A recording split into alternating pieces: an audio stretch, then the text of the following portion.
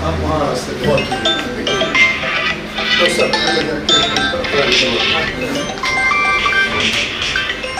ఇది నేల conference hall small kind of doctor Saab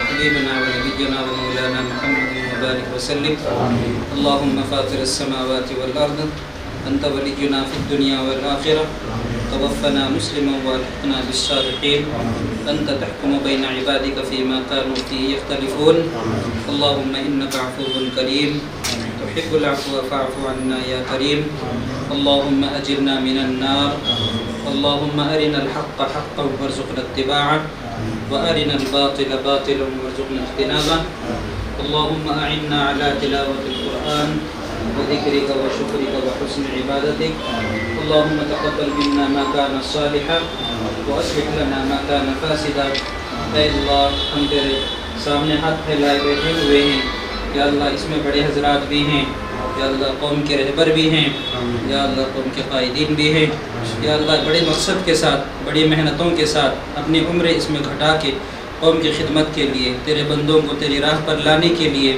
دن رات کی محنتیں مشقتیں دعائیں عبادتیں کرتے ہوئے یہاں تک انہوں نے پہنچایا ہے بہت سارے بچوں پر یہ محنت کرتے ہیں خدمتیں کرتے ہیں اپنی آخرت سنوارنے کے لیے دوسروں کی آخرت کی فکر کرتے ہیں نبی پاک صلی اللہ علیہ وسلم نے جو وراثت میں دیا ہے جو ذمہ داری دی ہے اس ذمہ داری کو امانت داری اور وفاداری کے ساتھ ادا کرنے کے لیے دن رات محنتیں اور کوششیں کرتے ہیں ہر لائن سے کوششیں کرتے ہیں سیاست سے ریاضت سے معاشرت سے معاملات سے مدرسے سے اسکول سے یا اللہ ہر لائن سے یہ لوگ خدمت کر رہے ہیں یا اللہ بڑی خوشی کا موقع ہے بڑی خوشی کا باعث ہیں یا اللہ بڑے فخر ہے یا اللہ آج بھی یہ مجلس اس لیے جمع ہوئی ہے کہ ان بچوں پر محنت کرنے کے لیے یہ ادارہ کھولا گیا ہے یا اللہ اس میں بھرپور ترقی نصیب فرما یا اللہ بھرپور کامیابی عطا فرما یا اللہ بچوں کو ترقی دے ان کا مستقبل روشناب بنا دے یا اللہ نظر بد سے ان کی حفاظت فرما دشمنی سے ان کی حفاظت فرما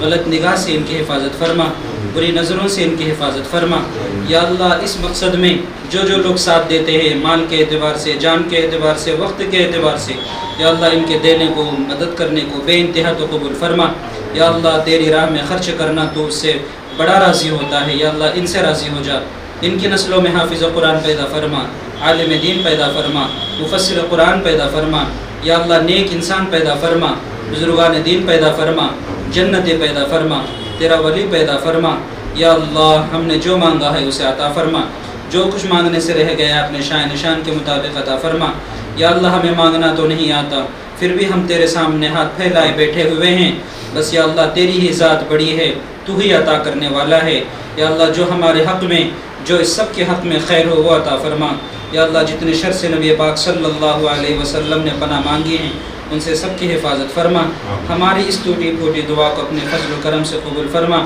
ربنا اغفر لي ولوالدي وللمؤمنين يوم يقوم الحساب ربنا تقبل منا انك انت السميع العليم وتب علينا انك انت التواب الرحيم برحمتك يا ارحم الراحمين والحمد لله رب العالمين.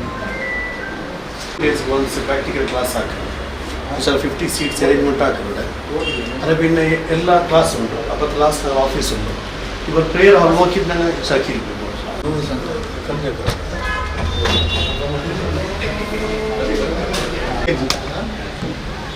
Madrasa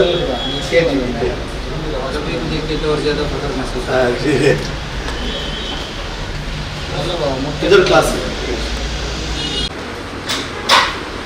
prayer come library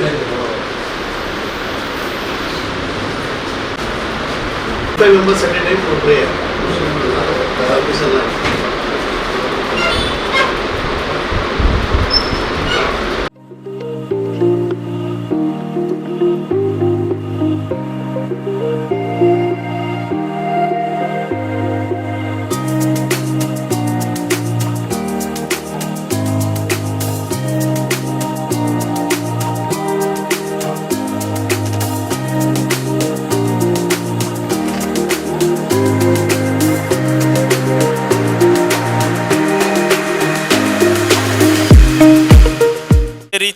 ವಾರ್ತಾ ಭಾರತಿ ಇದರ ಪ್ರಧಾನ ಸಂಪಾದಕರಾಗಿರುವ ಜನಾಬ್ ಅಬ್ದುಲ್ ಸಲಾಂ ಪುತ್ತಿಗೆಯವರನ್ನು ಕೂಡ ಬಹಳ ಗೌರವಪೂರ್ವಕವಾಗಿ ವೇದಿಕೆಗೆ ಆಹ್ವಾನಿಸುತ್ತಿದ್ದೇನೆ.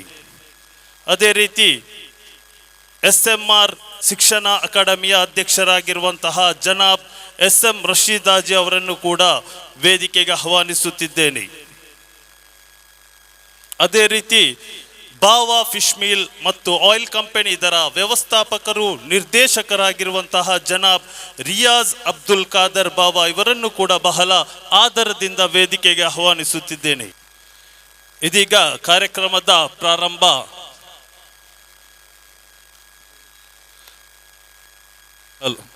ಅದೇ ರೀತಿ ಇಂದಿನ ಕಾರ್ಯಕ್ರಮದ ಮತ್ತೋರ್ವ ಮುಖ್ಯ ಅತಿಥಿಗಳಾಗಿ ಆಗಮಿಸಿರುವಂತಹ ಭಾರತೀಯ ಕೃಷಕ್ ಸಮಾಜದ ಜಿಲ್ಲಾಧ್ಯಕ್ಷರಾದಂತಹ ಜನಾಬ್ ಹೈದರ್ ಪಾರ್ತಿಪಾಡಿ ಅವರನ್ನು ಕೂಡ ಬಹಳ ಗೌರವದಿಂದ ವೇದಿಕೆಗೆ ಆಹ್ವಾನಿಸುತ್ತಿದ್ದೇನೆ.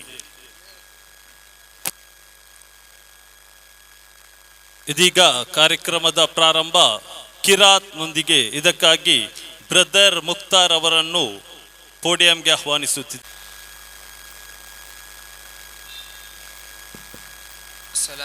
السلام عليكم ورحمة الله وبركاته. أعوذ بالله من الشيطان الرجيم. بسم الله الرحمن الرحيم. ولقد آتينا لقمان الحكمة أن اشكر لله ومن يشكر فإنما يشكر لنفسه ومن كفر فإن الله غني حميد. وإذ قال لقمان لابنه وهو يعظه يا بني لا تشرك بالله يا بني لا تشرك بالله إن الشرك لظلم عظيم. ووصينا الإنسان بوالديه حملته أمه وهنا على وهن وفصاله في عامين أن اشكر لي ولوالديك إلي المصير. وإن جاهداك على أن تشرك بي ما ليس لك به علم فلا تطعهما وصاحبهما في الدنيا معروفا واتبع سبيل من أناب إلي ثم إلي مرجعكم فأنبئكم بما كنتم تعملون. يا بني إنها إن تك مثقال حبة من خردل فتكن في صخرة أو في السماوات أو في الأرض يأت بها الله إن الله لطيف خبير. يا بني أقم الصلاة وأمر بالمعروف وانه عن المنكر واصبر على ما أصابك إن ذلك من عزم الأمور. ولا تصعر خدك للناس ولا تمش في الأرض مرحا إن الله لا يحب كل مختال فخور. ದಾರುಲ್ ಇಲ್ಮ್ ಮದ್ರಸದ ನವೀಕೃತ ಕಟ್ಟಡದ ಈ ಒಂದು ಕಾರ್ಯಕ್ರಮಕ್ಕೆ ಆಗಮಿಸಿರುವಂತಹ ಎಲ್ಲ ಮುಖ್ಯ ಅತಿಥಿಗಳಿಗೆ ಸ್ವಾಗತಿಸುತ್ತಿದ್ದೇನೆ. ಅದೇ ರೀತಿ ಇಂದಿನ ಈ ಕಾರ್ಯಕ್ರಮದ ಉದ್ಘಾಟನೆ ಭಾಷಣ ಮಾಡಲಿರುವ ಜಾಮಿಯಾ ಮಸೀದಿ ಕುದ್ರೋಲಿಯ ಖಾಜಿಯಾದಂತಹ ಖಾಜಿ ಮುಫ್ತಿ ಮುತಹರ್ ಹುಸೇನ್ ಖಾಸಿಮಿ ಅವರಿಗೆ ದಾರುಲ್ ಇಲ್ಮ್ ಸಂಘಟನೆ ಪರವಾಗಿ ಸ್ವಾಗತಿಸುತ್ತಿದ್ದೇನೆ. ಅದೇ ರೀತಿ ಯೂನಿಟಿ ಹೆಲ್ತ್ ಸೆಂಟರ್ ಕಾಂಪ್ಲೆಕ್ಸ್ ಇದರ ಅಧ್ಯಕ್ಷರು ವ್ಯವಸ್ಥಾಪಕರಾಗಿರುವಂತಹ ಡಾಕ್ಟರ್ CP ಅಬೀಬ್ ರಹಮಾನ್ ಅವರಿಗೆ ಕೂಡ ನಮ್ಮ ದಾರುಲ್ ಇಲ್ಮ್ ಸಂಘಟನೆ ಪರವಾಗಿ ಸ್ವಾಗತಿಸುತ್ತಿದ್ದೇನೆ. ಅದೇ ರೀತಿ ವಾರ್ತಾ ಭಾರತಿ ಇದರ ಪ್ರಧಾನ ಸಂಪಾದಕರಾಗಿ ಆಗಮಿಸಿರುವಂತಹ ಜನಾಬ್ ಅಬ್ದುಲ್ಸಲಾಂ ಪುತ್ತಿಗೆ ಅವರಿಗೆ ಕೂಡ ಈ ಸಂದರ್ಭದಲ್ಲಿ ದಾರುಲ್ ಇಲ್ಮ್ ಪರವಾಗಿ ಸ್ವಾಗತಿಸುತ್ತಿದ್ದೇನೆ. ಅದೇ ರೀತಿ ಭಾರತೀಯ ಕೃಷಕ್ ಸಮಾಜ ಇದರ ಜಿಲ್ಲಾಧ್ಯಕ್ಷರಾಗಿ ಆಗಮಿಸಿರುವಂತಹ ಜನಾಬ್ ಹೈದರ್ ಪಾರ್ತಿಪಾಡಿ ಅವರಿಗೂ ಕೂಡ ನಮ್ಮ ಸಂಘದ ಪರವಾಗಿ ಸ್ವಾಗತಿಸುತ್ತಿದ್ದೇನೆ. ಇದೀಗ ಕಾರ್ಯಕ್ರಮದ ಪ್ರಾರಂಭ ಉದ್ಘಾಟನೆಯ ಭಾಷಣದೊಂದಿಗೆ ಜಾಮಿಯಾ ಮಸೀದಿ ಕುದ್ರೋಳಿಯ ಖಾಜಿಯಾದಂತಹ ಖಾಜಿ ಮುಫ್ತಿ ಮುತಹರ್ ಹುಸೇನಿ ಅವರನ್ನು ಬಹಳ ಆದರದಿಂದ ಪೋಡಿಯಂಗೆ ಆಹ್ವಾನಿಸುತ್ತಿದ್ದೇನೆ. ಅಲ್ಹಮ್ದುಲಿಲ್ಲಾಹಿ ರಬ್ಬಿಲ್ ಆಲಮೀನ್ والعاقبة للمتقين إلى يوم الدين. أما بعد فأعوذ بالله من الشيطان الرجيم. بسم الله الرحمن الرحيم. تبارك الذي بيده الملك وهو على كل شيء قدير. الذي خلق الموت والحياة ليبلوكم أيكم وهو العزيز الغفور. صدق الله العظيم. خيركم من تعلم القرآن وعلمه أو كما قال النبي صلى الله عليه وسلم.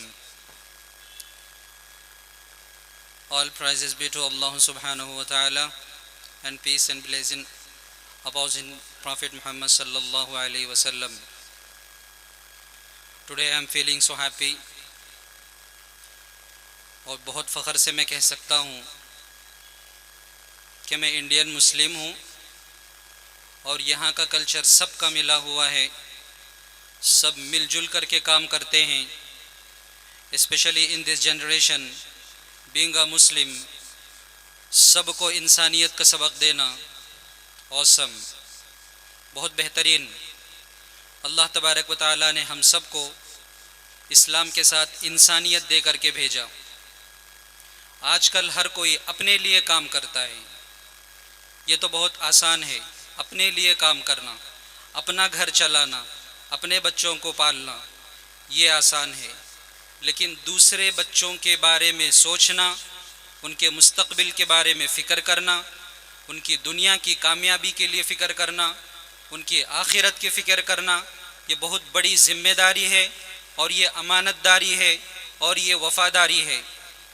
یہ امانت داری اور وفاداری کسی ایک کے ساتھ خاص نہیں ہے.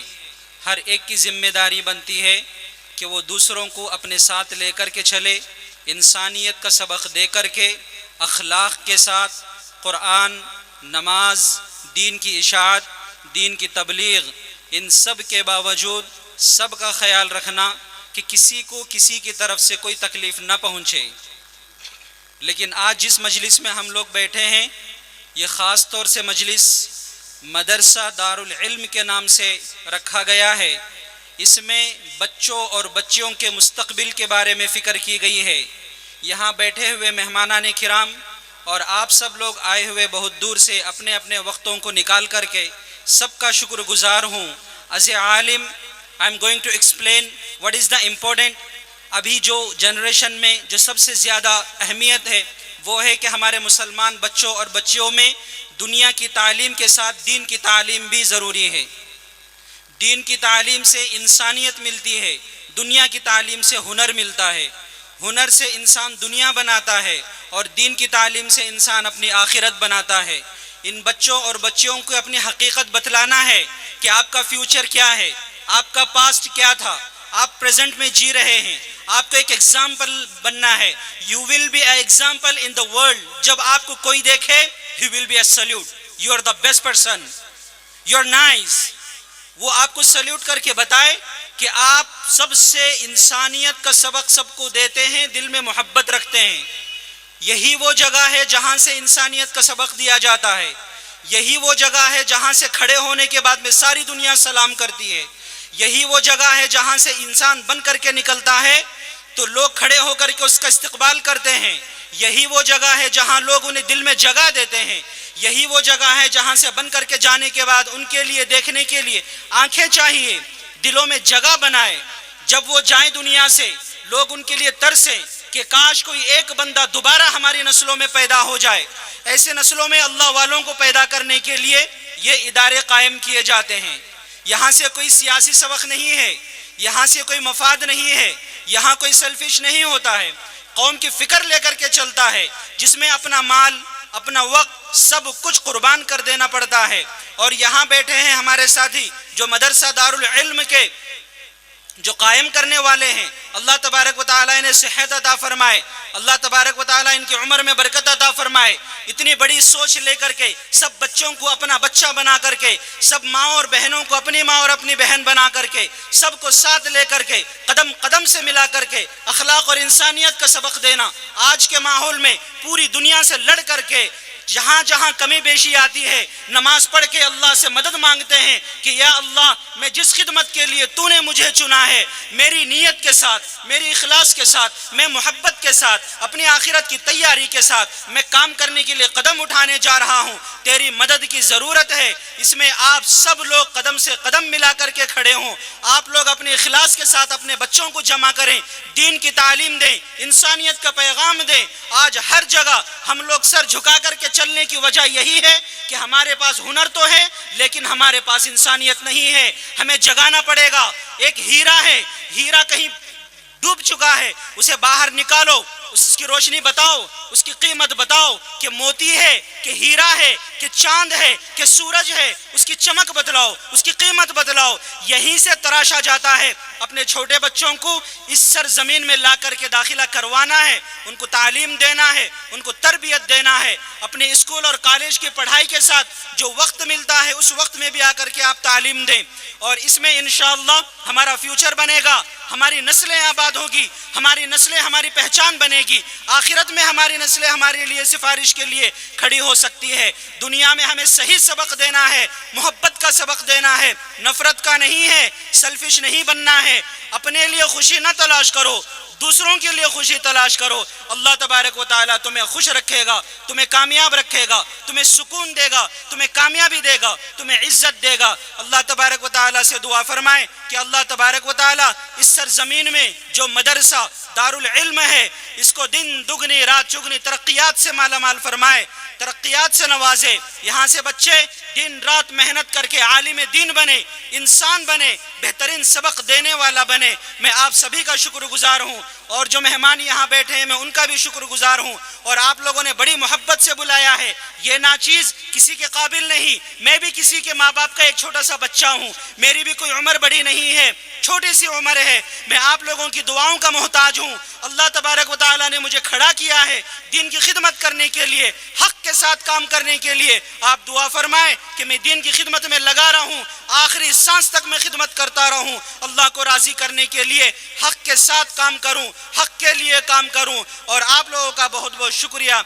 और आज के लिए मैं अल्लाह तबारक व तआला से दुआ फरमाता हूं कि अल्लाह तबारक व तआला हमारे आने को बेइंतहा कबूल फरमाए, हमारे बच्चों का मुस्तकबिल बेहतर से बेहतर बनाए। वमा अलैना इल्लल बलाग। अस्सलामु अलैकुम व रहमतुल्लाहि व बरकातुहू।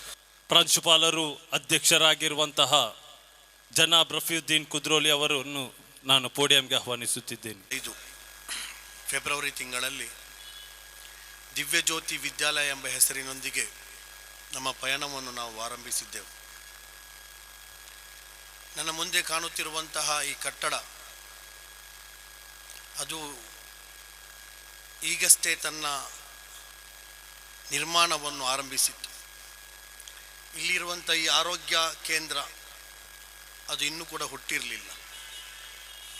ಯುನಿಟಿಯ ಮುಂಭಾಗದಲ್ಲಿರುವಂಥ ಮೆಡಿಸಿಟಿ ಕೂಡ ಇರಲಿಲ್ಲ. ಒಂದು ರೀತಿಯ ಕಾಡುಗಳ ಮಧ್ಯೆ ಕೆಲವು ಮನೆಗಳು, ಬಹಳ ವಿರಳ ಜನಸಂಖ್ಯೆ. ಒಂದು ಮದ್ರಸಾವನ್ನು ಆರಂಭಿಸಬೇಕು ಎಂಬ ಚಿಂತೆ ಬಂದದ್ದೇ ಜನಾಬ್ ಡಾಕ್ಟರ್ CP ಹಬೀಬುರ್ ರಹಮಾನ್ ಸಾಹಬ್ರ ಆಸ್ಪತ್ರೆಯ ಒಂದು ಚಿಕ್ಕ ಮಸೀದಿಯಿಂದ. ಅಲ್ಲಿ ನನ್ನ ತಂದೆಯವರು ಇಮಾಮತ್ಗಾಗಿ ಬರ್ತಾ ಇದ್ರು. ಆಗ ನನ್ನಲ್ಲಿ ಅವರು ಹೇಳ್ತಾ ಇದ್ರು, ಒಂದು ಇಲ್ಲಿ ಮದ್ರಸಾವನ್ನು ಸ್ಥಾಪಿಸಬೇಕು, 10 ವಿದ್ಯಾರ್ಥಿಗಳು ನನಗೆ ಲಭಿಸಿದರೆ ಸಾಕು, 10 ಊರಿಗೆ ಅವರನ್ನು ನಾನು ಸಂಸ್ಕರಿಸಿ ವಿದ್ಯೆ ಕಲಿಸಿ ನಾನು ಕಲಿಸುತ್ತೇನೆ ಎಂದು ಹೇಳ್ತಾ ಇದ್ರು. ಆದರೆ 2005 ಅವರು ಮರಣ ಹೊಂದಿದ ವರ್ಷ, ಅದೇ ವರ್ಷ ಇದನ್ನು ನಾವು ಸ್ಥಾಪಿಸಿದೆವು. ಅನೇಕರಿಗೆ ನಾನು ಹೇಳಿದ್ದೆ, ಅನೇಕ ಬ್ರೋಕರ್ಗಳಿಗೆ ಹೇಳಿದ್ದೆ, ನನಗೆ ಒಂದು ಮದ್ರಸಾ ಸ್ಥಾಪಿಸಬೇಕು, ಅದಕ್ಕಾಗಿ ಒಂದು ಚಿಕ್ಕ ಕೊಠಡಿ ಸಾಕು. ಒಂದು 10 ಮಂದಿ ವಿದ್ಯಾರ್ಥಿಗಳು ಇಲ್ಲಿ ಕೂತು ಕಲಿಯುವಷ್ಟು ಒಂದು ವಿಸ್ತೀರ್ಣತೆ ಇರುವಂತಹ ಒಂದು ನನಗೆ ಒಂದು ರೂಮ್ ಅಥವಾ ಒಂದು ಕೊಠಡಿ ಬೇಕು ನನಗೆ. ಅನೇಕರು ಹೇಳಿದ ಒಂದೇ ಒಂದು ಉತ್ತರ, ಈ ಪ್ರದೇಶದಲ್ಲಿ ಮದ್ರಸಾ ಬೇಡ, ಇಲ್ಲಿ ಮುಸ್ಲಿಮರಿಲ್ಲ, ಒಂದು ವೇಳೆ ಮದ್ರಸಾ ಮಾಡಿದರೆ ನೀವು ನೋಟೆಡ್ ಆಗ್ತೀರಿ. ಆಗ ನಾನು ಅಂಬೆಕಾಲಕ್ಕೆ ನನ್ನ ಈ ಪಯಣವನ್ನು ಆರಂಭಿಸಿದಷ್ಟೇ. ಅದೇ ವರ್ಷ ನಾನು ಒಂದು ಸಂಘಟನೆ ಕೂಡ ಸ್ಥಾಪಿಸಿದ್ದೆ, ನಾವೆಲ್ಲ ಸೇರಿ ಒಂದು ಸಂಘಟನೆ ಕೂಡ ಸ್ಥಾಪಿಸಿದ್ದು. ನಾನು ಹಬೀಬ್ ರಹಮಾನ್ ಸಾಬ್ರವರಲ್ಲಿ ಹೇಳಿದ್ದೆ, ಯಾಕೆ ಇಲ್ಲಿ ಮಸೀದಿಗಳಿಲ್ಲ, ಮದ್ರಸಾಗಳಿಲ್ಲ. ಒಮ್ಮೆ ನಾನು ನಿಜವಾಗಿ ನಾನು ಶ್ರೀಮಂತರನ್ನು ಎಂದೂ ಕೂಡ ಹತ್ತಿರಕ್ಕೆ ಸುಳಿಯಲು ಬಿಡುವುದಿಲ್ಲ, ಅವರು ನನ್ನನ್ನು ಕೂಡ ಬಿಡುವುದಿಲ್ಲ, ನಾನು ಅವರನ್ನು ಕೂಡ ಬಿಡುವುದಿಲ್ಲ. ಆದರೆ ವಿದ್ಯಾಭ್ಯಾಸದಲ್ಲಿ, ಶಿಕ್ಷಣದಲ್ಲಿ, ಆರ್ಥಿಕ ಸ್ಥಿತಿಯಲ್ಲಿ, ರಾಜಕೀಯ ರಂಗದಲ್ಲಿ, ಸಾಮಾಜಿಕವಾಗಿ ಬಹಳಷ್ಟು ಹಿಂದುಳಿದಂಥ ನನ್ನನ್ನು ಹಬೀಬ್ ರಹಮಾನ್ ಸಾಬ್ರವರು ತನ್ನ ಕೊಠಡಿಯಲ್ಲಿ ಕೂರಿಸಿ ಗಂಟೆಗಟ್ಟಲೆ ಮಾತಾಡ್ತಿದ್ರು. ಅವರ ಮಾತುಗಳು, ಅವರ ಕೃತಿಗಳು, ಅವರ ದಾವಾ ಪ್ರೇರಣೆಗಳು, ಇದರಿಂದ ಆಕರ್ಷಿತನಾಗಿ ನಾನು ಅವರಲ್ಲಿ ಕೇಳಿದ್ದೆ, ಒಂದು ಇಲ್ಲಿ ಇಸ್ಲಾಮಿ ಸಂಸ್ಥೆಯನ್ನು ಸ್ಥಾಪಿಸಬೇಕು. ಆಗ ಅವರು ಕೂಡ ಹೇಳಿದರು, ಇಲ್ಲಿ ಯಾರಿಗಷ್ಟು ಆಸಕ್ತಿ ಇಲ್ಲ. ಲೈನ್ ಮಸೀದಿಯನ್ನು ಬಿಟ್ಟರೆ ಕಂಕನಾಡಿಯ ಮಧ್ಯೆ ಇರುವಂಥ ಒಂದೇ ಒಂದು ಮಸೀದಿ ಇದ್ದದ್ದು ಯುನಿಟಿ ಆಸ್ಪತ್ರೆ ಮಸೀದಿ. ಜನರಿಗೆ ಇಲ್ಲಿ ಮಸೀದಿ ಬೇಡ. ಪ್ರವಾದಿ ಮುಹಮ್ಮದ್ ಸಲ್ಲಲ್ಲಾಹು ಅಲೈಹಿ ವಸಲ್ಲಂ ತನ್ನ ಮನೆ ನಿರ್ಮಾಣ ಮಾಡುವ ಮೊದಲು ಮಸೀದಿ ನಿರ್ಮಾಣ ಮಾಡಿದರು. ಆದರೆ ಈಗಿನ ಜನರು ಹೋಗಿ ವಾಸಿಸುವುದೇ ಮಸೀದಿ ಇಲ್ಲದ ಕಡೆಗಳಲ್ಲಿ. ಮಸೀದಿ ನಿರ್ಮಾಣ ಮಾಡುವುದು ಅದು ಒಂದು ಸಮುದಾಯದ ಬಾಧ್ಯತೆ, ಅದು ಕರ್ತವ್ಯ. ಆ ಮಸೀದಿಯ ಜೊತೆ ಒಂದು ಮದ್ರಸಾವನ್ನು ಸ್ಥಾಪಿಸುವುದು ಕೂಡ ಈ ಸಮುದಾಯದ ಬಾಧ್ಯತೆ ಮತ್ತು ಕರ್ತವ್ಯ. ಈ ಕರ್ತವ್ಯ ಮತ್ತು ಮುಂದಿನ ತಲೆಮಾರನ್ನು ಸೃಷ್ಟಿಸಬೇಕೆಂಬ ದೃಷ್ಟಿಕೋನದಿಂದ ಒಂದು ಮದ್ರಸವನ್ನು ಆರಂಭಿಸಲಾಯಿತು. ಇಲ್ಲಿ ಇದೇ ಲೂಲು ಸೆಂಟರ್. ಈ ಲೂಲು ಸೆಂಟರ್ನ ಪ್ರಥಮ ಮಹಡಿಯಲ್ಲಿ, ಅಥವಾ ಆಗ ಇದಕ್ಕೆ ನಾವು ಗ್ರೌಂಡ್ ಫ್ಲೋರ್ ಹೇಳ್ತಾ ಇದ್ದೆವು, ಅಲ್ಲಿ ನನಗೆ ಮರ್ಹೂಮ್ ಸೈಯದ್ ಸಾಬ್ರವರು ಅಬ್ದುಲ್ ರೌಫ್ ಪುತ್ತಿಗೆ, ಅದೇ ಅಬ್ದುಲ್ ಸಲಾಂ ಪುತ್ತಿಗೆ ಅವರ ಸಹೋದರ, ಅವರ ಇನ್ಫ್ಲುಯೆನ್ಸಲ್ಲಿ ಸಿಕ್ಕಿದಂಥ ಸ್ಥಳ ಇದು. 2005ರಲ್ಲಿ 9,000 ರೂಪಾಯಿ ಬಾಡಿಗೆಗೆ ಗೊತ್ತುಪಡಿಸಿ ಇದನ್ನು ಸ್ಥಾಪಿಸಲಾಯಿತು. ಅಲ್ಹಮ್ದುಲಿಲ್ಲಾ 2012ರಲ್ಲಿ ನಾವು ಪ್ರಥಮ ಮಹಡಿಗೆ ಸ್ಥಳಾಂತರಗೊಂಡು ಅದನ್ನು ನಾವು ಖರೀದಿಸಿದೆವು. ಈಗ ಇದು ನಮ್ಮ ಸ್ವಂತ ಕಟ್ಟಡ. ಇದೇ ವರ್ಷ 2024ರ ಆರಂಭವೋ 2023ರ ಕೊನೆಯಲ್ಲಿ ಇದನ್ನು ನಾವು ರಿಜಿಸ್ಟರ್ ಮಾಡಿದ್ದೆವು. ಆ ಬಳಿಕ ರಿನೋವೇಷನ್ ಮಾಡಿ ಇವತ್ತು ಅದರ ನವೀಕೃತ ಕಟ್ಟಡದ ಉದ್ಘಾಟನೆ ಮಾಡ್ತಾ ಇರೋದು. ನಮ್ಮ ಒಂದು ಉದ್ದೇಶ ಇದೆ ನೋಡಿ. ನನ್ನ ಪಯಣ ಆರಂಭವಾಗುವ ಕೆಲ ವರ್ಷಗಳ ಮುಂಚೆ ಅಬ್ದುಲ್ ಸಲಾಂ ಪುತ್ತಿಗೆ ಸಾಬರು ಕೂಡ ಒಂದು ಪಯಣವನ್ನು ಆರಂಭಿಸಿದ್ರು, ವಾರ್ತಾ ಭಾರತಿ. ಈಗ ನಾವು ಅದನ್ನು ಮಾತಾಡಿದ್ದೇವೆ, ಎಲ್ಲರಿಗೂ ವಾರ್ತಾ ಭಾರತಿ ಬೇಕು, ಎಲ್ಲರಿಗೂ ದಾರುಲ್ ಇಲ್ಮ್ ಬೇಕು. ನೀವು ಯಾಕೆ ನಿಮ್ಮಂಥ ಜನರನ್ನು ಸೃಷ್ಟಿಸುವುದಿಲ್ಲ, ಮಾಡುವುದಿಲ್ಲ, ನಿಮ್ಮ ಬಳಿಕ ಯಾರು ಪ್ರಶ್ನೆ ಕೇಳುವವರು ಇದ್ದಾರೆ. ಮೊನ್ನೆ ಯಾರೋ ಒಬ್ಬರು ಖುರಾನ್ನ ಬಗ್ಗೆ ಕೆಲವು ಸಂದೇಹಗಳನ್ನು ವ್ಯಕ್ತಪಡಿಸಿ ಒಂದು ವಿಡಿಯೋ ಬಿಟ್ಟಿದ್ದರು. ಆಗ ಒಬ್ಬರು ನನಗೆ ಅದನ್ನು ಕಲಿಸಿ ನೀವು ಇದಕ್ಕೆ ಉತ್ತರ ಕೊಡಬೇಕು ಅಂತ ಹೇಳಿದರು. ಆ ಬಳಿಕ 1 ವಾರದ ಬಳಿಕ ಅವರು ಪುನಃ ಪ್ರಶ್ನಿಸಿದ್ರು ನನ್ನಲ್ಲಿ, ಯಾಕೆ ನೀವು ಸುಮ್ಮನಿದ್ದೀರಿ, ಯಾಕೆ ಅದಕ್ಕೆ ಉತ್ತರಿಸುವುದಿಲ್ಲ ಅಂತ. ಇಂಥ ಸಮಸ್ಯೆಗಳು ಬಂದಾಗ ಉತ್ತರಿಸಬೇಕು ನಾವು. ಇಲ್ಲಿ ಯಾರಾದರೂ ಸಂಘ ಪರಿವಾರದವರು ಅಥವಾ ಇನ್ನಿತರರು ಇಸ್ಲಾಮಿನ ಬಗ್ಗೆ ಏನಾದರೂ ಅಪಪ್ರಚಾರ ಮಾಡಿದರೆ, ಪ್ರವಾದಿಯ ಬಗ್ಗೆ ಅಪಪ್ರಚಾರ ಮಾಡಿದರೆ ಅದಕ್ಕೆ ಯಾರು ಉತ್ತರಿಸಬೇಕು? ಆಗ ಕೆಲವೊಮ್ಮೆ ಅವರು ನಮ್ಮನ್ನು ನೋಡ್ತಾರೆ. ನಾವು ಹೇಳುವುದಲ್ಲ, ಇದು ಯಾವುದೇ ಮುಲ್ಲಾಗಳಿಗೆ, ಮೌಲವಿಗಳಿಗೆ, ಮಸೀದಿ ಇಮಾಮರುಗಳಿಗೆ, ಖತೀಬರುಗಳಿಗೆ ಅಥವಾ ಸಂಘಟನೆ ಸ್ಥಾಪಿಸಿದವರಿಗೆ ಸೀಮಿತವಾಗಿರುವಂಥ ಕೆಲಸವಲ್ಲ. ಬದಲಾಗಿ ಇದು ಈ ಸಮುದಾಯದ ಪ್ರತಿಯೋರ್ವ ಮಾಡಬೇಕಾದಂತಹ ಕರ್ತವ್ಯ ಮತ್ತು ಕೆಲಸ. ನಾವು ಇನ್ನೂ ಕೂಡ ಸಿದ್ಧಗೊಂಡಿಲ್ಲ.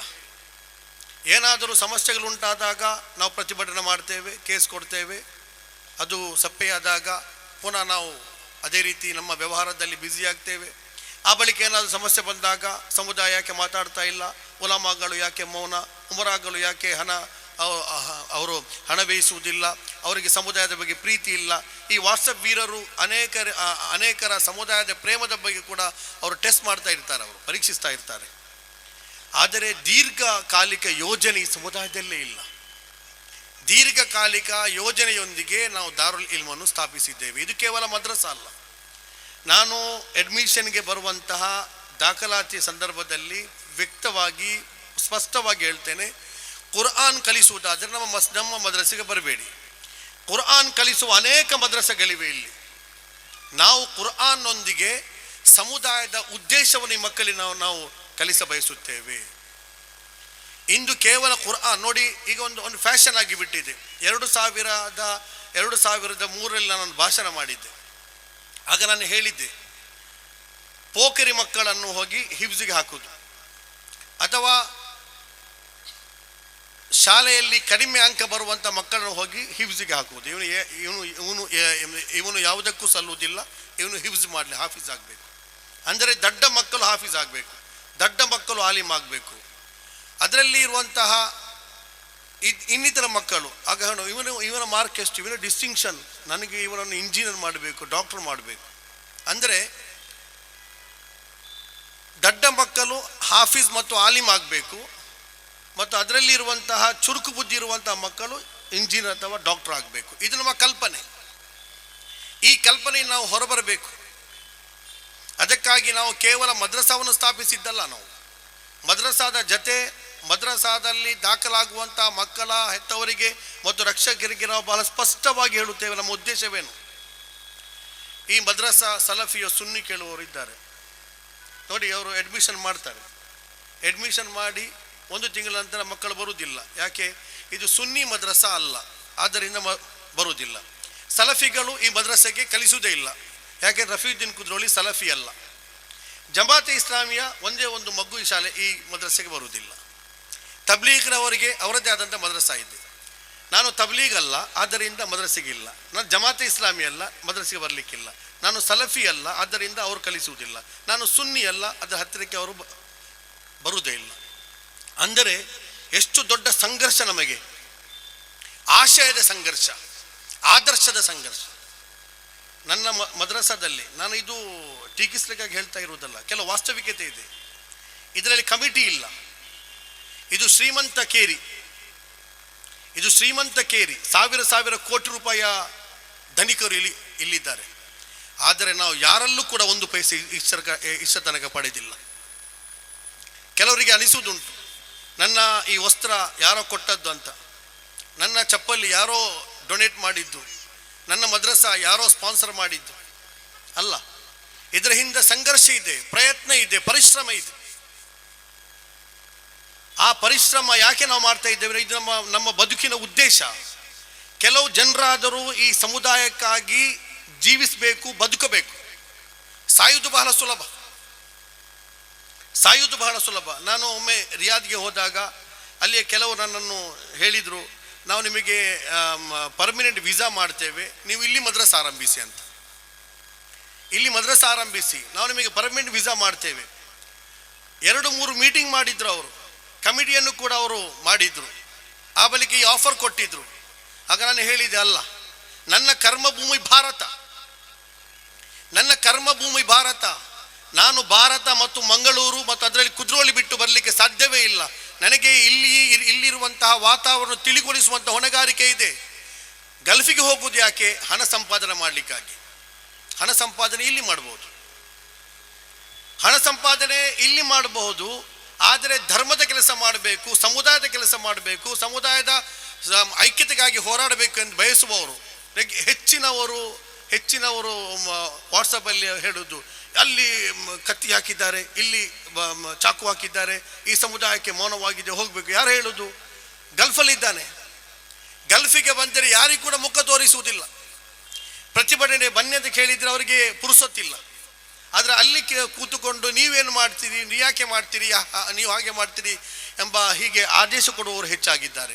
ಆ ಮಧ್ಯದಲ್ಲಿ ದಾರುಲ್ ಇಲ್ಮ್ ಎಂಬ ಒಂದು ಮದ್ರಸಾವನ್ನು ಸ್ಥಾಪಿಸಿದ್ದೇವೆ. ಇಲ್ಲಿ ಅನೇಕ ಮದ್ರಸಾಗಳಿವೆ. ಅಲ್ಲಾಮ ಇಕ್ಬಾಲ್ ಹೇಳಿದಂಥ ಮಾತು, ನಾನು ಸ್ಪೇನ್ಗೆ ಹೋಗಿದ್ದೆ. ಸ್ಪೇನಲ್ಲೂ ಕೂಡ ಮುಸಲ್ಮಾನರು ಸರಿಸುಮಾರು 800 ವರ್ಷಗಳ ಕಾಲ ಆಳ್ವಿಕೆ ನಡೆಸಿದ್ರು. ಭಾರತದಲ್ಲೂ ಕೂಡ ಮುಸಲ್ಮಾನರು ಅಷ್ಟೇ ಪ್ರಮಾಣದಲ್ಲಿ ಆಳ್ವಿಕೆ ನಡೆಸಿದ್ದಾರೆ. ಭಾರತದ ಮುಸಲ್ಮಾನರ ಬುನಾದಿ ಬಹಳ ಭದ್ರವಾಗಿದೆ. ಅದೇ ಸಂದರ್ಭದಲ್ಲಿ ಸ್ಪೇನ್ನಲ್ಲಿ ಮುಸಲ್ಮಾನರು ನಾಮಾವಶೇಷ ಆಗಿದ್ದಾರೆ. ಯಾಕೆಂದರೆ ಇಲ್ಲಿ ಮದ್ರಸಾ ಎಂಬ ಒಂದು ತಳಹದಿ ಇರುವಂತಹ ಒಂದು ವ್ಯವಸ್ಥೆ ಇದೆ. ಆ ಮದ್ರಸಾದಿಂದಾಗಿ ಈ ಸಮುದಾಯ ಇಂದು ಬಾಕಿ ಉಳಿದಿದೆ, ಮಸೀದಿಗಳಿಂದಾಗಿ ಅಲ್ಲ.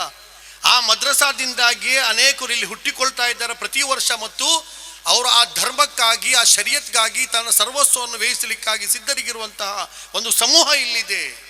ಆದುದರಿಂದ ಈ ದೇಶ ಭಾರತದಲ್ಲಿ ಮುಸಲ್ಮಾನ್ ಮತ್ತು ಇಸ್ಲಾಂ ಭದ್ರವಾಗಿದೆ ಎಂದು ಅಲ್ಲಾಮ ಇಕ್ಬಾಲ್ ವಿಶ್ವ ಪರ್ಯಟನೆ ಮಾಡಿರುವಂತಹ ವಿಶ್ವವಿಖ್ಯಾತ ದಾರ್ಶನಿಕ ಅಲ್ಲಾಮ ಇಕ್ಬಾಲ್ ಹೇಳುತ್ತಾರೆ. ಅದನ್ನೇ ಅವರು ಅವತ್ತು ಹೇಳಿದ್ರು, यूनानो मिस्र रूमा सब मिट गए जहां से मगर अब तक रहा है बाकी नामो निशा हमारा.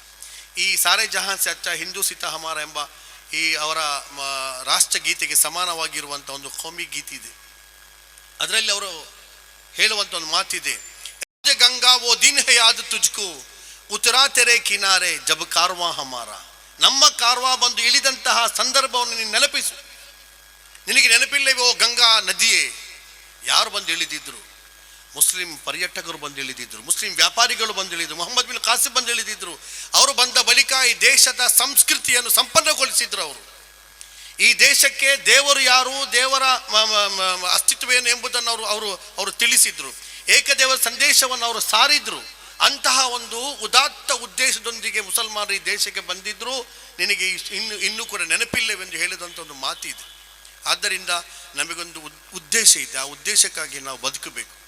ಹಣ ಸಂಪಾದನೆ ನಮ್ಮ ಉದ್ದೇಶ ಆಗಿರಬಾರ್ದು. ಹಣ ಸಂಪಾದನೆ ಉದ್ದೇಶವನ್ನು ಬದುಕುವವರು ಅವರು ನಿತ್ಯ ಅವರು ಬ್ಯುಸಿಯಾಗಿರ್ತಾರೆ ತನ್ನ ದೈನಂದಿನ ಜೀವನದಲ್ಲಿ. ಯಾಕೆಂದರೆ ಅವರಿಗೆ ಸಹನೆ ಸಹಿಷ್ಣುತೆ ಎಂಬುದು ಇರುವುದೇ ಇಲ್ಲ. ನಾವು ಇಲ್ಲಿ ಕೆಲಸ ಮಾಡಬೇಕಾಗಿದೆ. ಈ ದೇಶದಲ್ಲಿ ನಾವು ಕೆಲಸ ಮಾಡಬೇಕಾಗಿದೆ.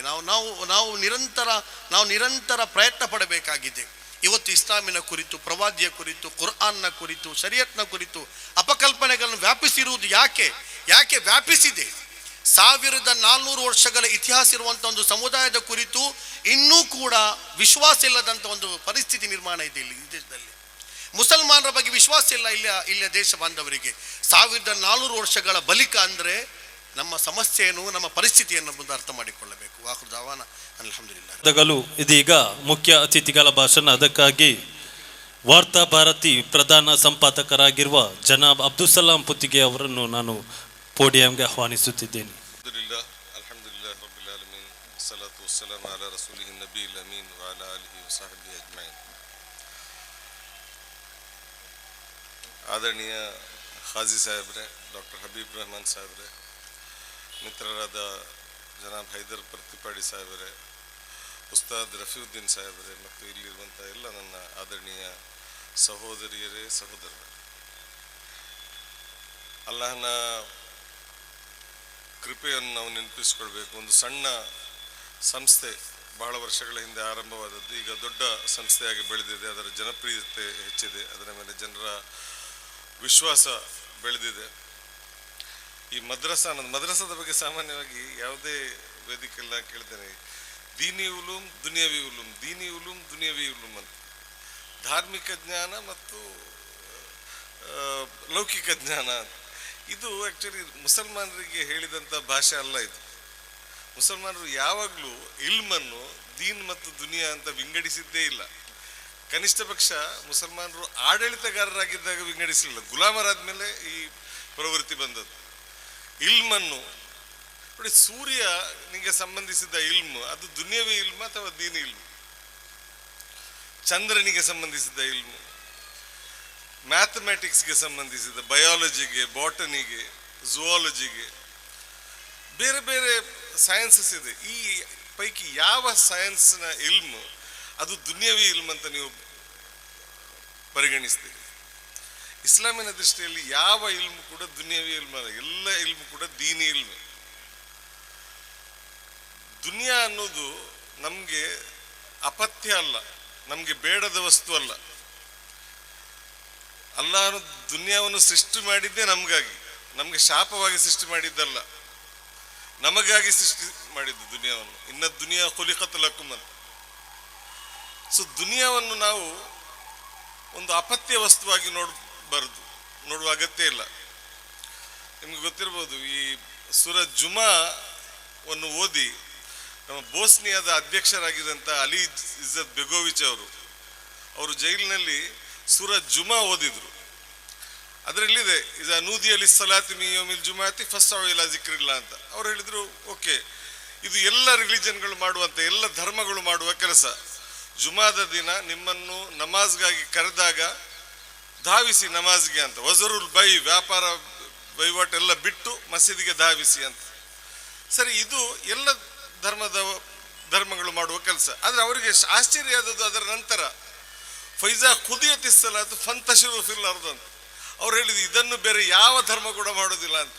ನಮಾಜ್ ಮುಗಿದಾಗ ಮತ್ತೆ ಜಗತ್ತಿಗೆ ಮರಳಿ ಅಂತ. ಒಬ್ತಗು ಮಿನ್ ಫದ್ಲಿಲ್ಲ, ಅಲ್ಲಾಹನ ಅನುಗ್ರಹಗಳನ್ನು ಹುಡುಕಿ ಅಂತ. ಇದು ಧರ್ಮದಲ್ಲಿ ಇರುವಂಥ ಕರ್ತವ್ಯ. ಇದು ಇಸ್ಲಾಂ ಧರ್ಮದ ವಿಶೇಷ. ಅದು ಮಸೀದಿಗೆ ಬರ್ಲಿಕ್ಕೂ ಹೇಳ್ತದೆ, ಮಸೀದಿಯಿಂದ ಹೊರಗೆ ಹೋಗಿ ಅಂತಲೂ ಹೇಳ್ತದೆ, ಮಸೀದಿಯಲ್ಲಿ ಕೊಳೆತಾ ಇರಬೇಡಿ ಅಂತಲೂ ಹೇಳ್ತದೆ.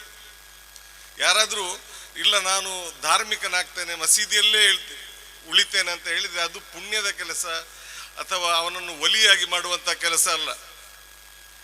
ಅದು ಪ್ರವಾದಿ ಮುಹಮ್ಮದ್ ಸಲ್ಲಲ್ಲಾಹು ಅಲೈಹಿ ವಸಲ್ಲಮರ ಸುನ್ನತಿಗೆ ವಿರುದ್ಧವಾದಂಥ ಕೆಲಸ. ಅದು ನಾನು ಮಸೀದಿಯಲ್ಲೇ ಇರ್ತೇನೆ ಅನ್ನೋದು. ಯಾವ ರೀತಿ ನಾನು ಮಸೀದಿಗೆ ಹೋಗುವುದಿಲ್ಲ ಅನ್ನೋದು ಪಾಪವೋ, ಅದೇ ರೀತಿ ನಾನು ಮಸೀದಿಯಲ್ಲೇ ಇರ್ತೇನೆ ಅನ್ನೋದು ಕೂಡ ಪಾಪ. ನಬಿ ಸಲ್ಲಲ್ಲಾಹು ಅಲೈಹಿ ವಸಲ್ಲಮರ ಸುನ್ನತ್ ನೋಡಿ ನೀವು, ಅವರು ಆ 23 ಪ್ರವಾದಿತ್ವದ 23 ವರ್ಷಗಳಲ್ಲಿ ಎಷ್ಟು ಸಮಯವನ್ನು ಮಸೀದಿಯಲ್ಲಿ ಕಳೆದಿರ್ಬೋದು. ಬಾಕಿ ಕೆಲಸವನ್ನೆಲ್ಲ ಯಾರು ಮಾಡಿದ್ದು? ವ್ಯಾಪಾರವನ್ನು ಜನರಿಗೆ ಯಾರು ಕಲಿಸಿದ್ದು? ಸಂಸಾರವನ್ನು ಯಾರು ಕಲಿಸಿದ್ದು? ಕುಟುಂಬ ಜೀವನದ ಕಾನೂನು ವ್ಯವಸ್ಥೆಗಳು ಇವುಗಳನ್ನೆಲ್ಲ ಯಾರು ಕಲಿಸಿದ್ದು? ಅದೆಲ್ಲ ಮಸೀದಿಯಲ್ಲಿ ಆ ಇಬಾದತ್ ಮಾಡ್ತಾ ಕಳಿಸಿದ್ದಲ್ಲ. ಈ ಹೊರಗೆ ನ್ಯಾಯಾಲಯದಲ್ಲಿ ಅಲ್ಲಾಹನ ಆಜ್ಞೆ ಪ್ರಕಾರ ಕೆಲಸ ಮಾಡೋದು, ಇದು ಅಲ್ಲಾಹನ ಕೆಲಸ, ಇದು ಇಬಾದತ್ ಅಂತ ನಂಬಿದಂಥ ಧರ್ಮ ನಮ್ದು. ಒಬ್ಬ ವ್ಯಕ್ತಿ ಉತ್ತಮ ವ್ಯಾಪಾರ ಮಾಡ್ತಾನೆ ಅಂತಾದರೆ ಅದು ಕೂಡ ಅವನ ಪಾಲಿಗೆ ಇಬಾದತ್ ಆಗಿರ್ತದೆ ಅಂತ. ಸೊ ದೀನ್ ದುನಿಯಾ ಅನ್ನುವ ವಿಂಗಡಣೆ ನಮ್ಮಲ್ಲಿ ಬರಬಾರ್ದು. ನಾವು ಎರಡನ್ನು ಕೂಡ, ಒಬ್ಬ ವ್ಯಕ್ತಿ ಸೈನ್ಸ್ ಕಲಿತಾ ಇದ್ದಾನೆ ಅಂತಾದರೆ ಪರ್ಫೆಕ್ಟ್ಲಿ ಅವನು ಅಲ್ಲಾಹನ ಆಯತ್ಗಳನ್ನು ಕಲಿತಾ ಇದ್ದಾನೆ, ಅಲ್ಲಾಹನ ನಿಶಾನೆಗಳನ್ನು, ಅಲ್ಲಾಹನ ದೃಷ್ಟಾಂತಗಳನ್ನು ಕಲಿತಾ ಇದ್ದಾನೆ. ಒಬ್ಬ ವ್ಯಕ್ತಿ ಸೂರ್ಯನ ಮೇಲೆ ರಿಸರ್ಚ್ ಮಾಡ್ತಾ ಇದ್ದಾನೆ ಅಂತಾದರೆ ಅವನು ಪರ್ಫೆಕ್ಟ್ಲಿ ಇಸ್ಲಾಮಿಕ್ ಆಕ್ಟಿವಿಟಿ ಮಾಡ್ತಾ ಇದ್ದಾನೆ. ಅದ್ರ ತಳಹದಿ ಸರಿಯಾಗಿರಬೇಕು. ಈ ದುನಿಯಾ ಮತ್ತು ನಮ್ಮ ಸಂಬಂಧದ ಬಗ್ಗೆ ಒಬ್ಬರು ಬಹಳ ಉತ್ತಮ ಉದಾಹರಣೆ ಕೊಟ್ಟು, ದುನಿಯಾದೊಂದಿಗೆ ನಮ್ಮ ಸಂಬಂಧ ಹೇಗಿರಬೇಕು ಅಂತ. ಈ ಹಡಗು ಮತ್ತು ಸಾಗರ, ಈ ರೀತಿಯ ಸಂಬಂಧ ದುನಿಯಾ ಮತ್ತು ಒಬ್ಬ ಮೂಮಿನ್ಗೆ ಇರುವಂತಹ ಸಂಬಂಧ, ಹಡಗು ಮತ್ತು ಸಾಗರಕ್ಕೆ ಇರುವ ಸಂಬಂಧ. ಸಾಗರ ನನಗೆ ಬೇಡ ಅಂತ ಹೇಳಿದ್ರೆ ಮತ್ತೆ ಹಡಗಿಗೆ ಕೆಲಸ ಏನಿದೆ? ಸಾಗರ ಬೇಡ ಅಂತ ಹೇಳಿದ್ರೆ ಹಡಗಿಗೆ ಕೆಲಸ ಏನಿಲ್ಲ. ಮತ್ತೆ ಹಡಗಿಗೆ ಸಾಗರ ಬೇಕು, ಸಾಗರದಲ್ಲೇ ಹಡಗು ಸಾಗುದು. ಆದರೆ ಸಾಗರದ ನೀರನ್ನು ಹಡಗು ತನ್ನ ಒಳಗೆ ಬರಲಿಕ್ಕೆ ಬಿಡಬಾರ್ದು. ನೀರು ಅದರ ಜಾಗದಲ್ಲಿ ಇರಬೇಕು, ಹಡಗು ಅದರ ಜಾಗದಲ್ಲಿ ಇರಬೇಕು. ಸೊ ಈ ಬ್ಯಾಲೆನ್ಸ್ ಅನ್ನು ಮೇಂಟೈನ್ ಮಾಡುವಂಥದ್ದು ಇದು ಇಸ್ಲಾಂ ಧರ್ಮ ನಮ್ಗೆ ಕಲಿಸುವಂಥದ್ದು. ನಮ್ಮ ಒಂದು ಉತ್ತುಂಗದ ಕಾಲ ಇತ್ತು, ಆಗ ನಾವು ಈ ಎರಡನ್ನು ಪ್ರತ್ಯೇಕಿಸ್ತಾ ಇರಲಿಲ್ಲ. ಈಗ ಗುಲಾಮಗಿರಿಯ ಕಾಲದಲ್ಲಿ ಈ ವಿಂಗಡಣೆ ಮಾಡಿದೆ. ನಾವು ಮತ್ತೆ ಮರಳಬೇಕು ಒರಿಜಿನಲ್ ಇಸ್ಲಾಮಿಕ್ ಸ್ಪಿರಿಟ್ಗೆ.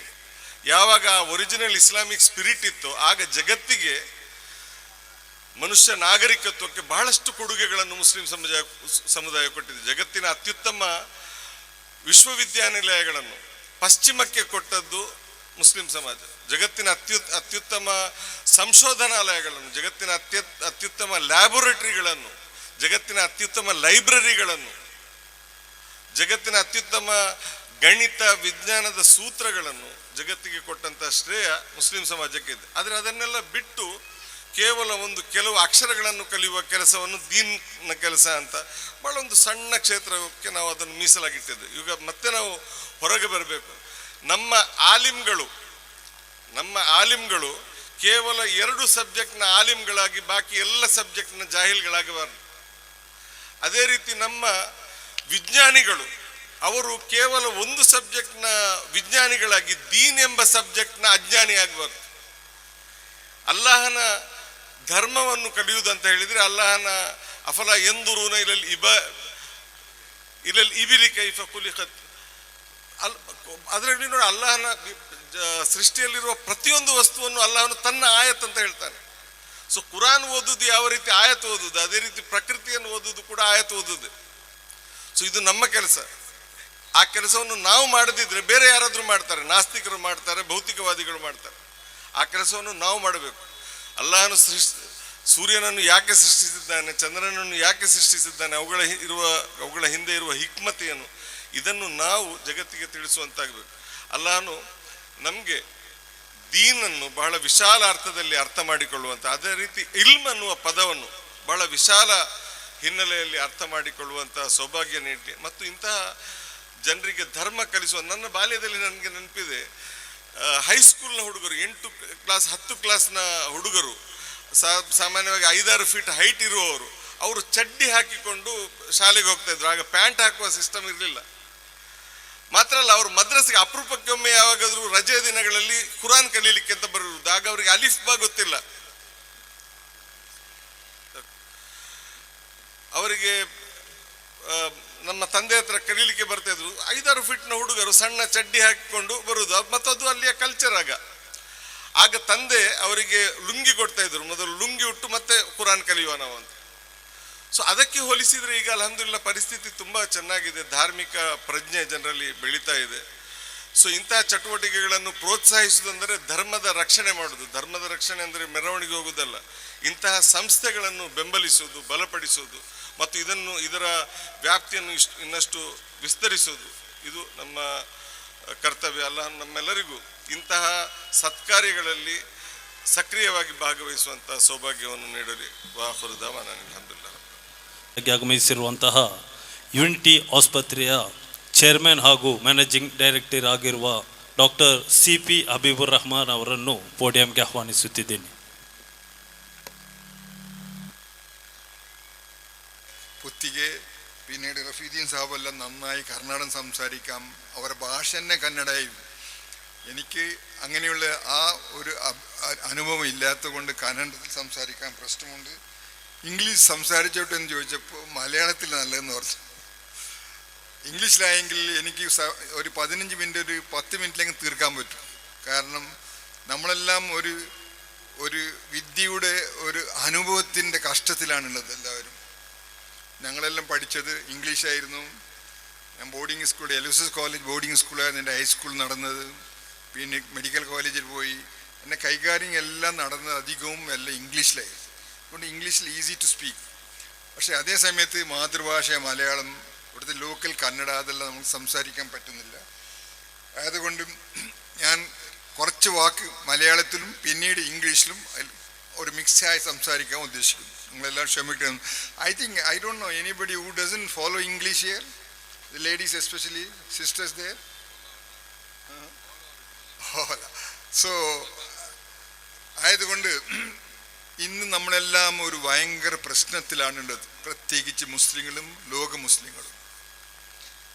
അത് ഒന്നാമത്തെ പ്രശ്നം നിങ്ങൾ കണ്ടിട്ടുണ്ടാവും TV-യിലെല്ലാം, ഇന്നലെയെല്ലാം. ഇനി അമേരിക്കൻ പ്രസിഡന്റ് വന്നു, സൗദി അറേബ്യ, UAE, ഖത്തറെല്ലാം ഭയങ്കരമായ ഒരു സ്വീകരണം. അയാൾ ലൈഫിൽ അങ്ങനത്തെ സ്വീകരണം കിട്ടിയിട്ടുണ്ടാവും തോന്നുന്നില്ല. അത്ര ഭയങ്കരമുള്ള ഒരു സ്വീകരണം നയിച്ച് അയാൾ മടങ്ങിപ്പോയി. അയാൾക്ക് തന്നെ എനിക്ക് തോന്നുന്നു മനസ്സ് മാറിയിട്ടുണ്ടാകാനുള്ള ചാൻസ് ഉണ്ടെന്ന്. കാരണം അതിന് ശേഷം അവിടുത്തെ ഒരു അൽഖൈദ എന്ന ഒരാൾ, മുമ്പത്തെ ഒരാൾ, ഇപ്പോൾ അവിടുത്തെ ഇവിടെ സിറിയൻ്റെ പ്രസിഡൻ്റായിട്ടുള്ളത്, അയാളെ കൈ കൊടുത്ത് പറഞ്ഞു, is A very smart man, very nice looking man, etcetera etcetera. ഇങ്ങനെയെല്ലാം പറയണമെങ്കിൽ ഇവരെന്നെ ഉണ്ടാക്കിയത് അൽഖൈദ എന്നുള്ളത്, അവരെന്നെ ഉണ്ടാക്കി, അവരെന്നെ പേര് കൊടുത്ത് അവരെന്നെ നശിപ്പിക്കുന്നതാണ്. അതൊരാൾ മാറി വന്ന് സ്വീകരിച്ചു, അതന്നെ വലിയൊരു പ്രശ്നമായിട്ടാണ് അമേരിക്കയെല്ലാം കാണുന്നത് ഇപ്പോൾ. അപ്പോൾ ലോകം മാറുന്നുണ്ട്. മുസ്ലിങ്ങൾ എന്തുകൊണ്ട് ബാക്ക്വേർഡായത് ഇന്ന് നിങ്ങൾ റഫീദീനും കുത്തിക്കും എല്ലാം നിങ്ങൾക്ക് മനസ്സിലാക്കി തന്നിട്ടുണ്ടാവും. See, when Muslims were religious, they were highly advanced. When Muslims left the religion, they became backward. When the Christians were religious, ചരിത്രം അറിയുന്നവർക്കെല്ലാം മനസ്സിലാവും, when the Christians were religious, they were backward. when they read the religion, they become advanced. ഇത് ഭയങ്കര ഒരു സ്റ്റേറ്റ്മെൻറ്റാണ്, ഞാൻ സാധാരണ എല്ലായിടത്തും ഉപയോഗിക്കുന്ന സ്റ്റേറ്റ്മെൻറ്റാണ്. കാരണം 1500 കൊല്ലത്തിൻ്റെ ശേഷമാണ് ഇന്ന് ഇടീ ലോകത്തിൽ സെക്യുലറിസത്തിൻ്റെ ഡെവലപ്മെൻറ്റ് നടന്ന്. അന്ന് ചർച്ചിൻ്റെ എതിർ മാത്രമായിരുന്നു അന്നത്തെ പ്രശ്നം. പക്ഷെ അതിന്ന് ലോകത്തിലെല്ലാം എല്ലാ ജനങ്ങളും ഒരു നല്ലൊരു സൊല്യൂഷനായിട്ടാണ് കണ്ടുവന്നിട്ടുള്ളത്. അതേ സമയത്ത് till 1500 years, 1000 years, Muslim ruled very well all over the world. In whatever you are seeing there in the West as development and we are saluting them, actually we are the one who laid the foundation for them. അന്നത്തെ എല്ലാ scientist Muslims ആയിരുന്നു, അന്നത്തെ ആലിമ്യങ്ങൾ മുസ്ലിം ആയിരുന്നു, sociology മുസ്ലിം, ഇബ്നു ഖൽദൂനെ പോലത്തെ കുറേ ആൾക്കാരുണ്ടായിരുന്നു. ഇവിടുന്ന് പഠിച്ചിട്ടാണ് ഇന്ന് വെസ്റ്റ് ഇന്നത്തെ ഈ സ്ഥിതിയിലേക്ക് എത്തിയിട്ടുള്ളത്. അത് ചരിത്രം പഠിച്ച എല്ലാവർക്കും they know how the real realities. പക്ഷേ നമ്മളിപ്പോൾ ബാക്ക്വേർഡായി മാറുന്നുണ്ട്. ഇതിന് വല്ല സൊല്യൂഷനും ഉണ്ടോ എന്നുള്ളതാണ് പ്രശ്നം. അതിന് നമ്മൾ ആദ്യം ഞാൻ ആയത്തോദ്യ പ്രകാരം ഇന്ന് ഖുർആൻ മനുഷ്യന്മാർക്ക് അള്ളാഹു ഇറക്കിയത് റീഡ് ഇഖ്റ ബിസ്മി റബ്ബിക്കൽ ലസീ ഖലഖ്, നിങ്ങൾ പഠിക്കുക, ഓതുക, മനസ്സിലാക്കുക, ഇങ്ങനെയുള്ള വാക്കാണ് ആദ്യം വന്നത്. അതിന് നമ്മൾ ചെയ്യാത്ത കൊണ്ടാണ് നമ്മൾ ബാക്ക്വേർഡായത്. അതേസമയത്ത് അമേരിക്കയും വെസ്റ്റേണും യൂറോപ്പെല്ലാം അത് ഫോളോ ചെയ്തു, അവർ മുമ്പോട്ട് പോയി. അപ്പോൾ ഇങ്ങനത്തെയുള്ള ഈ അവസ്ഥയിൽ ഈ സിറ്റുവേഷനിൽ റഫീൻസ് ഇങ്ങനെ ഒരു സ്ഥാപനം ഇവിടെ കൊണ്ടുവന്നത് ഒരു വളരെ വളരെ ഉപയോഗമുള്ളൊരു സ്ഥാപനമായി. കാരണം because he has brought this institution in a way that which is required for the future. ഇപ്പോൾ നിങ്ങൾ അമേരിക്കയിലെ നോക്കുകയാണെങ്കിൽ അവിടെയുണ്ട് എല്ലാവരും പള്ളിയിലും കുത്തുബ എല്ലാം ഇംഗ്ലീഷിലാണ്. ഇവിടെ നമ്മൾ ഇംഗ്ലീഷിൽ കുത്തുബ ഇവിടെ ഇല്ല. ആരോ പറയുന്നുണ്ടായിരുന്നു ഒരു ഇംഗ്ലീഷിൽ പള്ളി ഉണ്ടാക്കാൻ, കുത്തുബയുള്ള ഒരു പള്ളി ഉണ്ടാക്കാൻ. കാരണം all are educated people, so you must have an English kutuba. Whenever you listen to the Western countries there in any mosque, you think you are attending another class there. But here it is not like that. Here the thing is, you have got one class there in the colleges and universities, but another class in madrasa. We have got two products. One is the madrasa products. They have got little English, little Arabic also. Arabic also they are not well versed and less modern and only something about Islam. Whereas the other product like me, doctors, engineers and all that, we have no Arabic knowledge. We have little Islam. We have got modern knowledge.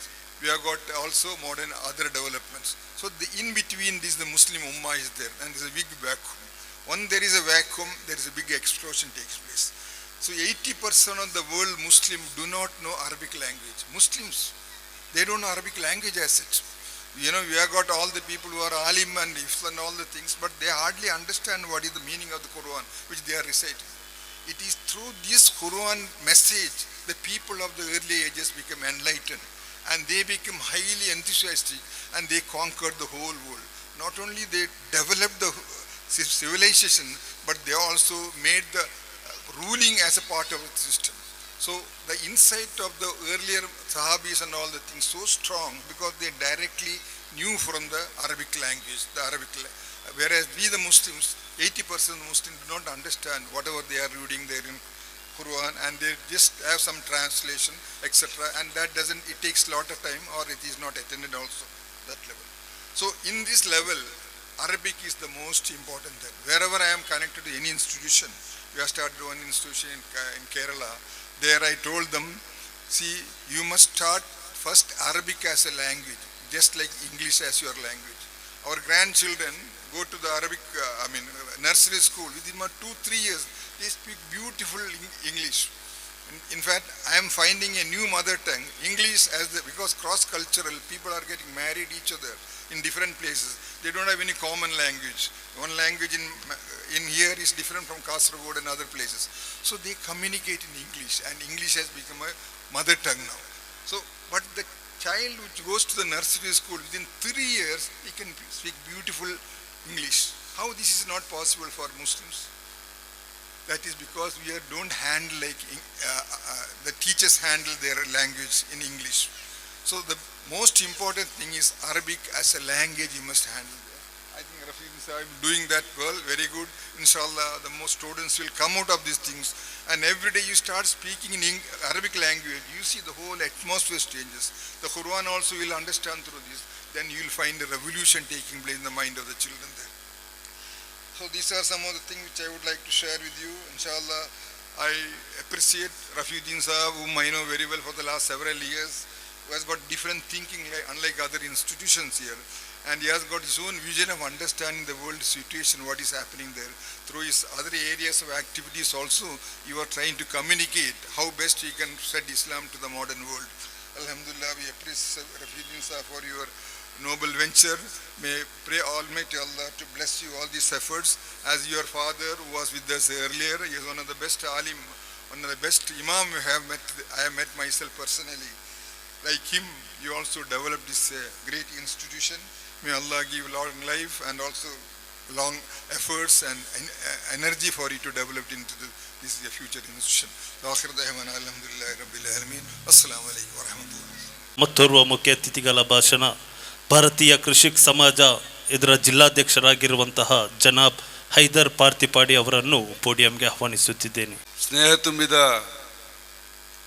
Darul ಇಲ್ಮ್ ಮದ್ರಸದ ಇವತ್ತಿನ ಈ ಕಾರ್ಯಕ್ರಮದಲ್ಲಿ ಸೇರಿದಂಥ ನನ್ನ ಸಹೋದರ ಸಹೋದರಿಯರೇ, ಹಾಗೆಯೇ ಇವತ್ತು ನಮ್ಮ ಈ ವೇದಿಕೆಯನ್ನು ಅಲಂಕರಿಸಿದಂಥ ನಮಗೆ ಈಗಾಗಲೇ ಅಲ್ಲಾಹಿನೊಂದಿಗೆ ಬಹಳಷ್ಟು ಬೇಡಿಕೊಂಡಂಥ ಮಾತ್ರವಲ್ಲ ಬಹಳಷ್ಟು ಇಸ್ಲಾಮಿನ ಬಗ್ಗೆ ನಿಮಗೆ ತಿಳಿಸಿದಂಥ ನಮ್ಮ ಕಾಜಿಗಳಾದ ನಮ್ಮ ಮಂಗಳೂರಿನ ಕಾಜಿಗಳಾದ ಮುತಹರ್ ಹೊಸರವರೇ, ಹಾಗೆಯೇ ನಾನು ಇನ್ನೊಂದು ಸಂಬೋಧಿಸಬೇಕಾದರೆ 3 ವಿಭಾಗಗಳಲ್ಲಿ ಈ ಮಂಗಳೂರಿಗೆ 3 ವಿಚಾರಗಳಲ್ಲಿ ದಿಗ್ಗಜರಾದಂಥ 3 ಜನ.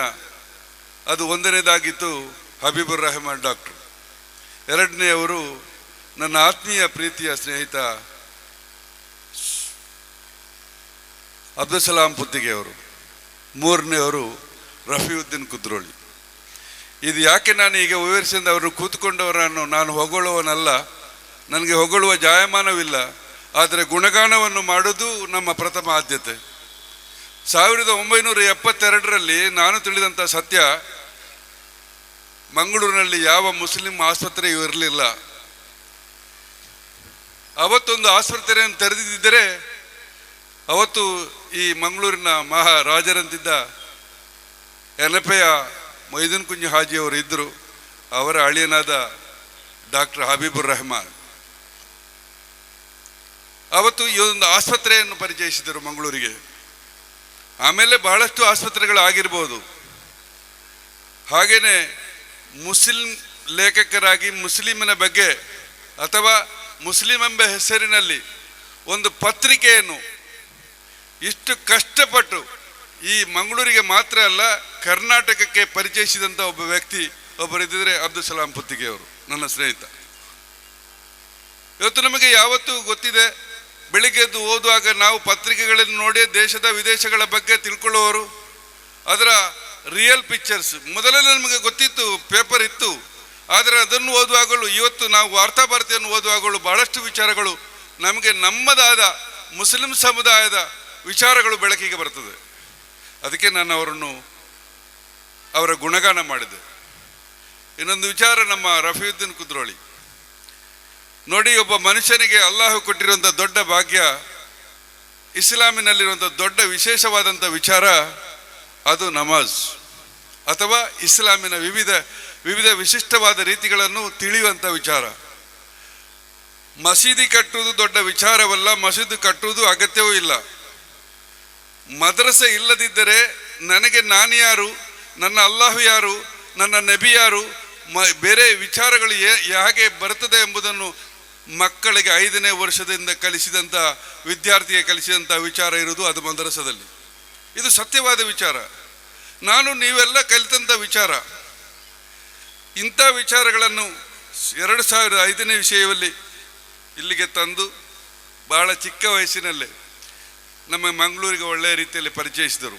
ಇದರಲ್ಲಿ ವಿಶೇಷದ ಮದ್ರಸೆ ತುಂಬ ಇತ್ತು, ಸುನ್ನಿ ಮದ್ರಸೆ ಇತ್ತು. ಬೇರೆ ಬೇರೆ ವಿಚಾರಗಳಲ್ಲಿ ನಾನೊಬ್ಬ ಸುನ್ನಿ ಆದರ್ಶ ವ್ಯಕ್ತಿಯಾಗಿರ್ಬೋದು. ಆದರೆ ರಫೀವುದ್ದೀನ್ ಕಲಿಸುತ್ತಿರುವಂಥ ಈ ಮದ್ರಸದಲ್ಲಿ ಸಿಗುವಂಥ ವಿಶೇಷ ಏನು, ಜಗತ್ತಿನಲ್ಲಿರುವಂಥ ಆಚಾರ ವಿಚಾರಗಳ ಬಗ್ಗೆ, ನಡೆನುಡಿಗಳ ಬಗ್ಗೆ, ಮನುಷ್ಯರೊಂದಿಗೆ ಸಂಬಂಧವನ್ನು ಯಾವ ರೀತಿಯಲ್ಲಿ ಕಲ್ಪಿಸಿಕೊಳ್ಬೇಕು ಎಂಬುದನ್ನು ವಿಚಾರವಾಗಿ ಮಕ್ಕಳಿಗೆ, ಚಿಕ್ಕ ಮಕ್ಕಳಿಗೆ ಕಲಿಸುವಂಥ ವಿಚಾರವನ್ನು ರಫೀವುದ್ದೀನ್ ಕುದ್ರೋಳಿಯವರು ಮಾಡ್ತಾ ಇದ್ದಾರೆ. ಇದಕ್ಕಾಗಿ ನಾನು ಅವರ ಗುಣಗಾನ ಮಾಡಿದೆ. ಏನೇ ಇರಲಿ, ಅಲ್ಹಮ್ದುಲಿಲ್ಲಾ ಇವತ್ತು ನಮಗೆ ಭಾಳ ಸಂತೋಷ ಆಗ್ತಾ ಇದೆ. ರಫೀಯುದ್ದೀನ್ ಕುದ್ರೋಳಿ ಅವರು ಮಾಡಿದಂಥ ಕಾರ್ಯಕ್ರಮ ಇನ್ನೂ ಉತ್ತುಂಗಕ್ಕೆ ಏರಲಿ. ಒಂದು ಬಿಲ್ಡಿಂಗ್ ನಮ್ಮ ಕಣ್ಣೆದುರಿಗೆ ಕಾಣ್ತಾ ಇದೆ. ಈಗಾಗಲೇ ಉಸ್ತಾದಿರವರು ಹೇಳಿದರು, ಮನುಷ್ಯನನ್ನು ಸೃಷ್ಟಿಸಿದಾನೆ ಅಲ್ಲಾಹು. ಲಕದ್ ಖಲಕ್ನಲ್ ಇನ್ಸಾನ ಫಿ ಅಹ್ಸನಿ ತಕ್ವೀನ್. ಯಾವ ರೀತಿಯಲ್ಲಿ ಮನುಷ್ಯನನ್ನು ಹುಟ್ಟಿಸಿದ್ದಾನೆ ಎಂಬುದಿದ್ದರೆ ಲಕದ್ ಖಲಕ್ನಲ್ ಇನ್ಸಾನ ಫಿ ಅಹ್ಸನಿ ತಕ್ವೀನ್. ನಾನು ನನ್ನ ಮಲಕಿಗಳಂತಲೂ ಅಧಿಕ ಸ್ಥಾನದಲ್ಲಿ ಹುಟ್ಟಿಸಿದೆ ಈ ಮನುಷ್ಯನನ್ನು. ಅಷ್ಟೊಂದು ವಿಶೇಷವಾಗಿ ನಾನು ಹುಟ್ಟಿಸಿದೆ, ಅಷ್ಟೊಂದು ಬುದ್ಧಿಯನ್ನು ಕೊಟ್ಟೆ, ಅಷ್ಟೊಂದು ವಿಚಾರವನ್ನು ಅವನಿಗೆ ತಲುಪಿಸಿದೆ. ಆದರೆ ಸುಮಾರು ಅದದು ನಾವು ಅಸ್ವಲ ಸಾಫಿಲೀನ್. ಅಲ್ಲಾಹ್ ಆಗಲೇ ಹೇಳ್ತಾನೆ, ಇಷ್ಟೊಂದು ಗುಣಗಾನ ಮಾಡಿ ಇಷ್ಟೊಂದು ಮನುಷ್ಯನ ಬಗ್ಗೆ ತಾರೀಫು ಮಾಡಿಕೊಂಡು ನಾನು ಮನುಷ್ಯನನ್ನು ಹುಟ್ಟಿಸಿದೆ. ಆದರೆ ಮನುಷ್ಯ ಏನು ಮಾಡ್ತಿದ್ದಾನೆ? ಸುಮಾರು ಅದದು ನಾವು ಅಸ್ವಲ ಸಾಫಿಲೀನ್. ಅವನು ನೀಚ ವೃತ್ತಿಯಲ್ಲಿದ್ದಾನೆ. ನಬಿಯವರೇ ಹೇಳಿಕೊಡಿ ಅವನಿಗೆ, ಅವನು ನೀಚ ವೃತ್ತಿಯಲ್ಲಿದ್ದ, ಇದನ್ನು ಯಾವುದನ್ನು ತೆಗೆದುಕೊಳ್ಳುವುದಿಲ್ಲ. ನಾವು ಈಗ ಏನಾಗಿದ್ದೇವೆ? ಇದನ್ನು ಕಲಿಸುತ್ತಿರುವಂಥ ಈ ಮದ್ರಸ. ನಾವು ನೀಚ ವೃತ್ತಿಗೆ ಹೋಗಬಾರ್ದು. ಅಲ್ಲಾಹು ಯಾರು, ನಬಿ ಯಾರು, ಈ ಇಸ್ಲಾಮಿನಲ್ಲಿ ಬಂದು ನಾನೇನೇನು ಮಾಡಬೇಕು ಎಂಬುದನ್ನು ಕಲಿಸಿಕೊಡುವಂಥ ಮದ್ರಸ. ಇವತ್ತು ಆ ರೀತಿಯ ಮನುಷ್ಯನಾಗಿ ನಾವು ಮಾರ್ಪಾಡಾಗಬೇಕು. ಉತ್ತಮ ಮನುಷ್ಯನಾಗಿ ಕಾಣಬೇಕಾದ್ರೆ ಉತ್ತಮರು ಯಾರು? ಈ ಜಗತ್ತಿಗೆ ಕಲಿಸಿಕೊಟ್ಟಂಥ, ನಮಗೆ ನಿಮಗೆಲ್ಲ ಕಲಿಸಿಕೊಟ್ಟಂಥ ಉತ್ತಮರಲ್ಲಿ ಉತ್ತಮರು ನಬಿ ಸಲ್ಲಲ್ಲಾಹು ಅಲೈಹಿ ವಸಲ್ಲಂ ಅವರಾಗಿರ್ತಾರೆ. ಅವರ ನಡೆನುಡಿ, ಆಚಾರ ವಿಚಾರ, ದಿನನಿತ್ಯದ ಜೀವನ ಶೈಲಿ, ಇದನ್ನೆಲ್ಲ ಕಲಿತುಕೊಂಡು ನನ್ನ ಜೀವನದಲ್ಲಿ ಅಳವಡಿಸಿಕೊಳ್ಳುವುದೇ ಇಸ್ಲಾಂ. ಇಸ್ಲಾಂ ಅಂದರೆ ಬೇರೇನು ದೊಡ್ಡ ಆಘಾತ, ಬೇರೇನು ಮಾಡಲಿಕ್ಕಿಲ್ಲ. ಇದನ್ನು ಕಲಿಬೇಕು. ಕಲಿಬೇಕಾದ್ರೆ ಯಾವ ಅವಶ್ಯಕತೆ ಇದೆ? ಚಿಕ್ಕಂದಿನಲ್ಲಿ ಮದ್ರಸ ಬೇಕು. ನಾನು ಈಗ ಹೋಗಿ ಕಲಿಯುವುದಕ್ಕಿಂತ ನನ್ನ ಚಿಕ್ಕ ಮಕ್ಕಳ ಪ್ರಾಯದಲ್ಲಿ ಅಲ್ಲಿ ಸೇರಿಕೊಂಡು ಕಲಿತಿದ್ರೆ ನನಗೆ ಬಹಳಷ್ಟು ವಿಚಾರಗಳು ಸಿಗ್ತದೆ, ನನ್ನ ಮನದಾಳದಲ್ಲಿ ಉಳಿಯುತ್ತದೆ. ಈಗ ಕಲಿತಿದ್ರೆ ಎಷ್ಟು ಪ್ರಯತ್ನ ಮಾಡಿದರೂ ಆ ಕಲಿಯುವುದನ್ನು ಸಾಧ್ಯ ಆಗುವುದಿಲ್ಲ. ಆದ್ದರಿಂದ ನಾವೆಲ್ಲರೂ ನಮ್ಮ ಮಕ್ಕಳನ್ನು, ನಾನು ದಾರುಲ್ ಇಲ್ಮ್ ಮದ್ರಸಕ್ಕೆ ಕಳಿಸಬೇಕೆಂದು ನಾನು ನಿಮ್ಮಲ್ಲಿ ಹೇಳುವುದಿಲ್ಲ, ಮದ್ರಸ ಕಲಿಸಿ ಮಕ್ಕಳನ್ನು ಚೆನ್ನಾಗಿ ಕಲಿಯುವಂಥ ವಿಚಾರಗಳಲ್ಲಿ ನೀವು ತಾಯಂದಿರ ಪಾತ್ರ ತುಂಬ ಹಿರಿದಾಗಿದೆ. ನಿಮ್ಮ ಮಕ್ಕಳನ್ನು ನಿಮ್ಮನ್ನು ಬಿಟ್ಟ ನಂತರ ತಂದೆ ತಾಯಿ ಮೊದಲ ಪಾಠಶಾಲೆ ಆಗಿದ್ದರೆ ಎರಡನೇ ಪಾಠಶಾಲೆ ಆಗಿರುವುದು ಅದು ಮದ್ರಸ ಆಗಿರುತ್ತದೆ, ಅಥವಾ ನಿನ್ನ ಹೈಸ್ಕೂಲ್ ಇದು ಪ್ರಾಥಮಿಕ ಅಧ್ಯಯನ ಆಗಿರುತ್ತದೆ ಶಾಲೆಯಲ್ಲಿ. ಇದಕ್ಕೆ ಪಾತ್ರಧಾರಿ ಯಾರು? ಮೊದಲು ತಾಯಂದಿರು. ನಿಮ್ಮ ಮಕ್ಕಳು ಈ ರಾಜ್ಯದ, ಈ ದೇಶದಲ್ಲಿ, ಇಲ್ಲಿ ನಾವು ನಡೆನುಡಿ ಬಾಕಿದ್ದವರೊತ್ತಿಗೆ ನಾವು ಸೇರಿಕೊಂಡು ನಡ್ಕೊಳ್ಳುವಾಗ, ಈಗಾಗಲೇ ರಫೀಯುದ್ದೀನ್ ಕುದ್ರೋಳಿ ಹೇಳಿದರು, 800 ವರ್ಷಗಳ ಕಾಲ ಇಲ್ಲಿ ಮೊಘಲ್ ಸಾಮ್ರಾಜ್ಯ ನಡೆದಿತ್ತು, ಮುಸಲ್ಮಾನರು ಆಡಳಿತ ಮಾಡಿದರು. 800 ವರ್ಷಗಳಲ್ಲಿ 13% ಮಾತ್ರ ಇನ್ನಿತರರಿದ್ದರು. 87%, ನಾವು 13% ಮಾತ್ರ ಇದ್ದೆವು ಅವತ್ತು ಮೊಘಲ್ ಸಾಮ್ರಾಜ್ಯದಲ್ಲಿ ನಡೆಯುವಾಗ. 87% ಇನ್ನಿತರರಿದ್ದರು. ಅವರ ಮಧ್ಯೆ ನಾವು ಮೊಘಲ್ ಸಾಮ್ರಾಜ್ಯ 800 ವರ್ಷ ಬಾಳಿದ್ದೇವೆ. ಯಾಕೆ ಬಾಳಿದ್ದರು ಅಂತ ಹೇಳಿದ್ರೆ ಅವರು ನಿಜವಾದ ಇಸ್ಲಾಮನ್ನರಾಗಿ ಬಾಳಿದ್ರು, ಅದಕ್ಕೆ ಸರಿಯಾದ ಮಾನ್ಯತೆ ಸಿಕ್ಕಿತು. ನಾವು ಈಗ ನಾವು ಗೊಂದಲದಲ್ಲಿದ್ದೇವೆ. ನಾವೇನು ಗೊಂದಲದಲ್ಲಿದ್ದೇವೆ? ನಾವು ಇಲ್ಲಿ ಜೀವನ ಮಾಡುವಾಗ ನಿಜವಾದ ಇಸ್ಲಾಂ ಶಿಷ್ಟಾಚಾರಕ್ಕೆ ಬಡಗೂಡಿಸಿಕೊಂಡು ನಾವು ಜೀವನ ಮಾಡಿದರೆ ನಮಗೆ ಯಾವ ಗೊಂದಲವೂ ಇಲ್ಲ, ಎಲ್ಲರೊಂದಿಗೂ ನಡ್ಕೊಂಡು ಬಾಳ್ಲಿಕ್ಕೆ ಆಗ್ತದೆ. ಆದ್ದರಿಂದ ನಿಮ್ಮಲ್ಲಿ ನಾನು ಒಂದಿಷ್ಟೇ ಹೇಳೋದು, ನಮ್ಮ ಇಡೀ ಜೀವನ ಶೈಲಿ ಇಸ್ಲಾಮಿನ ನಿಜ ಜೀವನ ಆಗಲಿ. ನಾನು ಒಂದು 15-20 ವರ್ಷಗಳ ಹಿಂದೆ ಜೀವನದಲ್ಲಿ ಮುಸ್ಲಿಂ ಶಿಷ್ಟಾಚಾರಗಳೆಂಬ ಒಂದು ಬಹಳ ದೊಡ್ಡ ಒಳ್ಳೆಯ ಪುಸ್ತಕವನ್ನು ಓದಿದ್ದೇನೆ. ಯಾರು ಬರೆದಿದ್ದಾರೆ ಎಂಬುದು ಮುಖ್ಯ ಅಲ್ಲ, ಅದರಲ್ಲಿ ಏನು ಬರೆದಿದ್ದಾರೆ ಎಂಬುದು ಮುಖ್ಯ. ಇದರಲ್ಲೇ ನಾವು ತಪ್ಪಿಬಿದ್ದಿದ್ದೇವೆ. ಯಾರಪ್ಪ ಅವನು ಹೇಳುದು? ಅವನು ಜಮಾತ್ ಇಸ್ಲಾಮಿನವ, ಅವನು ತಬ್ಲೀಗ್ ಅಥವಾ ಇನ್ನೊಬ್ಬ ಅಥವಾ ಸುನ್ನಿ, ಅವಶ್ಯಕತೆ ಇಲ್ಲ. ನಾನು ಮುಸಲ್ಮಾನ ಎಂಬ ಬಿರುದನ್ನು ನಾವು ಪಡೆದುಕೊಂಡಿದ್ದರೆ ನಾನೇನು ಹೇಳ್ತಿದ್ದೇನೆ ಎಂಬುದು ಮಾತ್ರ ಮುಖ್ಯ. ಆ ಹೇಳುವಂಥ ಮಾತುಗಳೇನೆಂಬುದು ಮುಖ್ಯ, ಆ ಹೇಳುವಂಥ ವಿಚಾರಗಳೇನೆಂಬುದು ಮುಖ್ಯ. ಅದನ್ನು ಬಿಟ್ಟು ಅವನೇನು ಹೇಳ್ತಾನೆ, ಯಾರೋ ಒಂದು ಹೇಳಿಕೊಟ್ಟದನ್ನು ಅಥವಾ ಕಾಗದ ನೋಡಿ ಮಾತಾಡ್ತಾನೆ ಎಂಬುದು ಹೇಳಿದ್ದಿದ್ದರೆ ಅದು ನಿಮ್ಮ ಪರಿಕಲ್ಪನೆ ಆಗಿತ್ತು ಎಂಬುದನ್ನು ಮಾತ್ರ ತಿಳ್ಕೊಳ್ಬೋದು. ಆದ್ದರಿಂದ ನಾವೆಲ್ಲರೂ ಈ ದೇಶದಲ್ಲಿ ಬಾಳ್ಬೇಕು, ಒಳ್ಳೆ ರೀತಿಯಲ್ಲಿ ಬಾಳ್ಬೇಕು. ಆ ಒಳ್ಳೆ ರೀತಿಯಲ್ಲಿ ಬಾಳ್ಬೇಕಾದ್ರೆ ನಮ್ಮಲ್ಲಿ ಈಗ ಉಂಟು, ನಾವು ಇನ್ನಿತರರೊಂದಿಗೆ ನಾವು ಸೇರಿಕೊಂಡಿದ್ದೇವೆ. ಇಲ್ಲಿ ಮುಸಲ್ಮಾನರಾಗಿ ಜೀವಿಸುವಾಗ ನಮ್ಮ ಇಲ್ಮನ್ನು ಮಾತ್ರ ನೋಡಿದರೆ ಸಾಕಾಗುವುದಿಲ್ಲ. ಈ ಜಗತ್ತಿಗೆ ಸಂಬಂಧಪಟ್ಟ ಅಥವಾ ಈ ದೇಶಕ್ಕೆ ಸಂಬಂಧಪಟ್ಟಂಥ ಕೆಲವು ವಿಚಾರಗಳನ್ನು ನಾವು ತಿಳಿದಿರಬೇಕು. ನಮ್ಮ ಮಕ್ಕಳು ತಿಳಿದಿರಬೇಕು. ಮುಂದಿನ ಜೀವನದಲ್ಲಿ ಆ ಮಕ್ಕಳು ಎಲ್ಲರೊಂದಿಗೆ ಬಾಳ್ಬೇಕಾದರೆ ಅವನು ಇವನು ಎಂಬ ಪದವನ್ನು ಬಿಟ್ಟು ನಾವು ಎಂಬ ಪದವನ್ನು ಕಲಿಸಿಕೊಡುವಂತಹ ತಾಯಂದಿರಾಗಿರಬೇಕು. ಅದನ್ನು ನಾವು ಕಲಿಸಿಕೊಡಬೇಕು.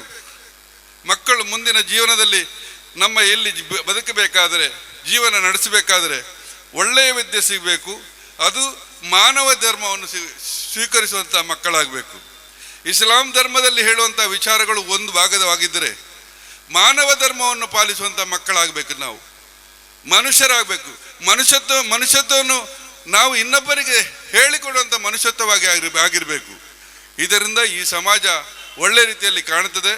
ನಾವು ಬದುಕುತ್ತೇವೆ, ಇನ್ನೊಬ್ಬರು ಬದುಕುತ್ತಾರೆ, ಸಮಾಜ ಒಳ್ಳೆಯದಾಗ್ತದೆ, ಜೀವನ ಒಳ್ಳೆಯದಾಗ್ತದೆ ಎಂಬುದನ್ನು ಹೇಳ್ತಾ ಅವಕಾಶಕ್ಕಾಗಿ ರಫೀವುದ್ದೀನ್ ಸಾಹೇಬರ ಎಲ್ಲ ಸಂಸ್ಥೆಯ ಎಲ್ಲ ಪದಾಧಿಕಾರಿಗಳಿಗೂ ನಿಮಗೂ ವಂದಿಸ್ತಾ ನನ್ನ ಮಾತುಗಳ ವಾಕರ್ ದವಾನ ಅನಿಲ್ ಅಲ್ಹಮ್ದುಲಿಲ್ಲಾಹಿ ರಬ್ಬಿಲ್ ಆಲಮೀನ್. ಅಸ್ಸಲಾಮು ಅಲೈಕುಂ. ಕಾರ್ಯಕ್ರಮದ ಸಮಾರೋಪ ಭಾಷಣ.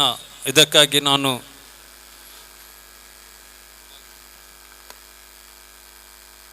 ವಿದ್ಯಾಸಂಸ್ಥೆಯ ವಿಷಯದಲ್ಲಿ ಇದೀಗ ದಾರುಲ್ ಇಲ್ಮ್ ಇದರ ಪ್ರಾಂಶುಪಾಲರು ಸ್ಥಾಪಕರಾದಂತಹ ಜನಾಬ್ ರಫೀವುದ್ದೀನ್ ಕುದ್ರೋಲಿ ಅವರು ಮಾತನಾಡಿದ್ದಾರೆ.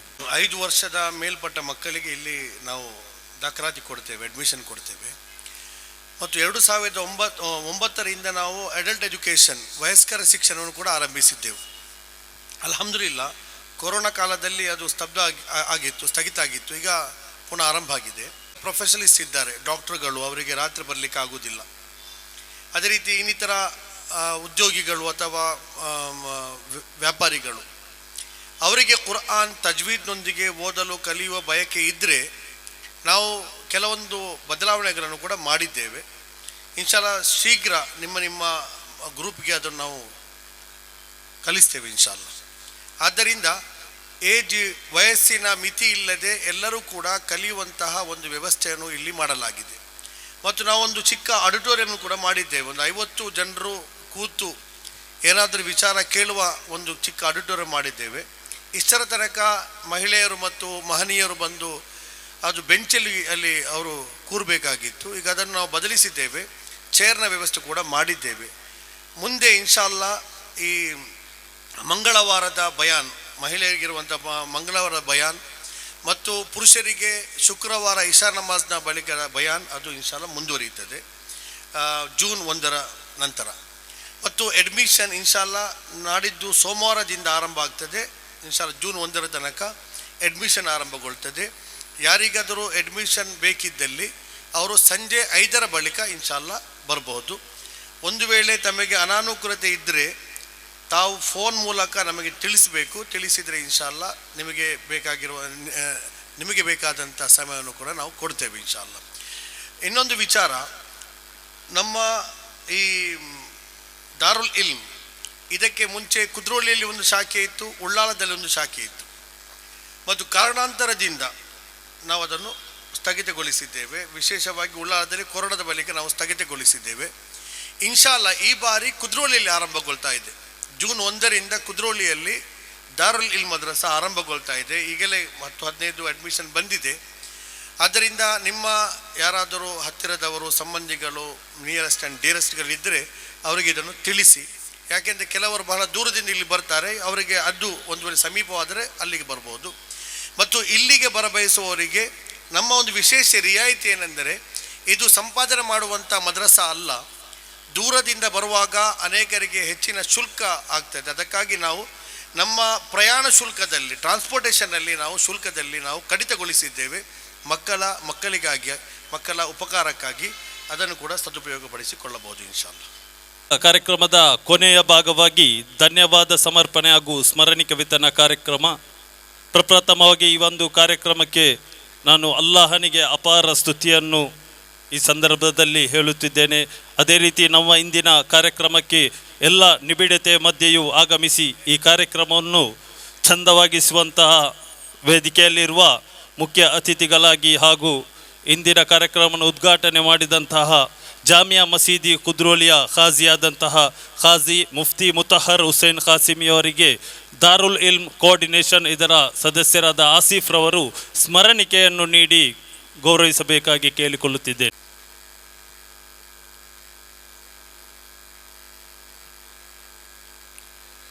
ಅದೇ ರೀತಿ ಇಂದಿನ ಮುಖ್ಯ ಅತಿಥಿಗಳಾಗಿ ಆಗಮಿಸಿರುವಂತಹ ಯುನಿಟಿ ಆಸ್ಪತ್ರೆ ಚೇರ್ಮನ್ ಹಾಗೂ ಮ್ಯಾನೇಜಿಂಗ್ ಡೈರೆಕ್ಟರ್ ಆಗಿರುವಂತಹ ಡಾಕ್ಟರ್ CP ಹಬೀಬುರ್ ರಹಮಾನ್ ಅವರಿಗೆ ದಾರುಲ್ ಇಲ್ಮ್ ಕೋಆರ್ಡಿನೇಷನ್ ಕಮಿಟಿ ಸದಸ್ಯರಾದಂತಹ ಸೈಫುದ್ದೀನ್ ಅವರು ಸ್ಮರಣಿಕೆಯನ್ನು ನೀಡಿ ಗೌರವಿಸಬೇಕಾಗಿ ಕೇಳಿಕೊಳ್ಳುತ್ತಿದ್ದೇನೆ.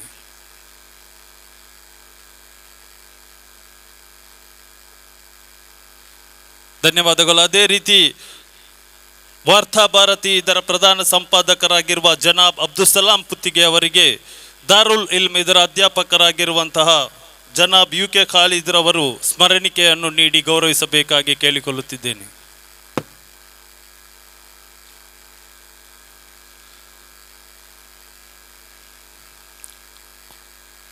ಧನ್ಯವಾದಗಳು. ಅದೇ ರೀತಿ ಭಾರತೀಯ ಕೃಷಕ್ ಸಮಾಜದ ಜಿಲ್ಲಾಧ್ಯಕ್ಷರಾದಂತಹ ಜನಾಬ್ ಐದರ್ ಪಾತಿಪಾಡಿ ಅವರಿಗೆ ದಾರುಲ್ ಇಲ್ಮ್ ಮದ್ರಸದ ಅಧ್ಯಾಪಕರಾಗಿರುವ ಅರ್ಷಲನ್ ಅವರು ಈ ಒಂದು ಸ್ಮರಣಿಕೆಯನ್ನು ನೀಡಿ ಗೌರವಿಸಬೇಕಾಗಿ ಕೇಳಿಕೊಳ್ಳುತ್ತಿದ್ದೇನೆ.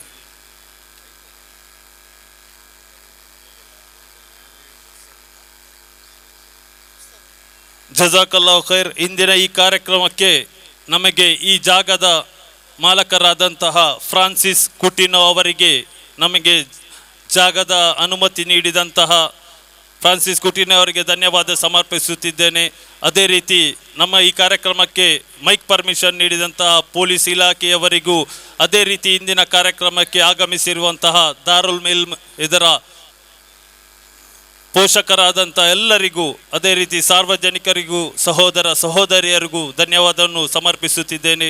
ಉತ್ತಮವಾದಂಥ ಮೈಕ್ ಸಿಸ್ಟಮನ್ನು ಅಳವಡಿಸಿದಂತಹ ರಾಜರವರಿಗೂ ಧನ್ಯವಾದವನ್ನು ಅರ್ಪಿಸುತ್ತಾ ನಮ್ಮ ಇಂದಿನ ಈ ಒಂದು ಕಾರ್ಯಕ್ರಮವನ್ನು ಇಲ್ಲಿಗೆ ಕೊನೆಗೊಳಿಸುತ್ತಿದ್ದೇವೆ. ವ ಆಖಿರು ದಅವಾನಾ ಅನಿಲ್ ಹಮ್ದುಲಿಲ್ಲಾಹಿ ರಬ್ಬಿಲ್ ಆಲಮೀನ್.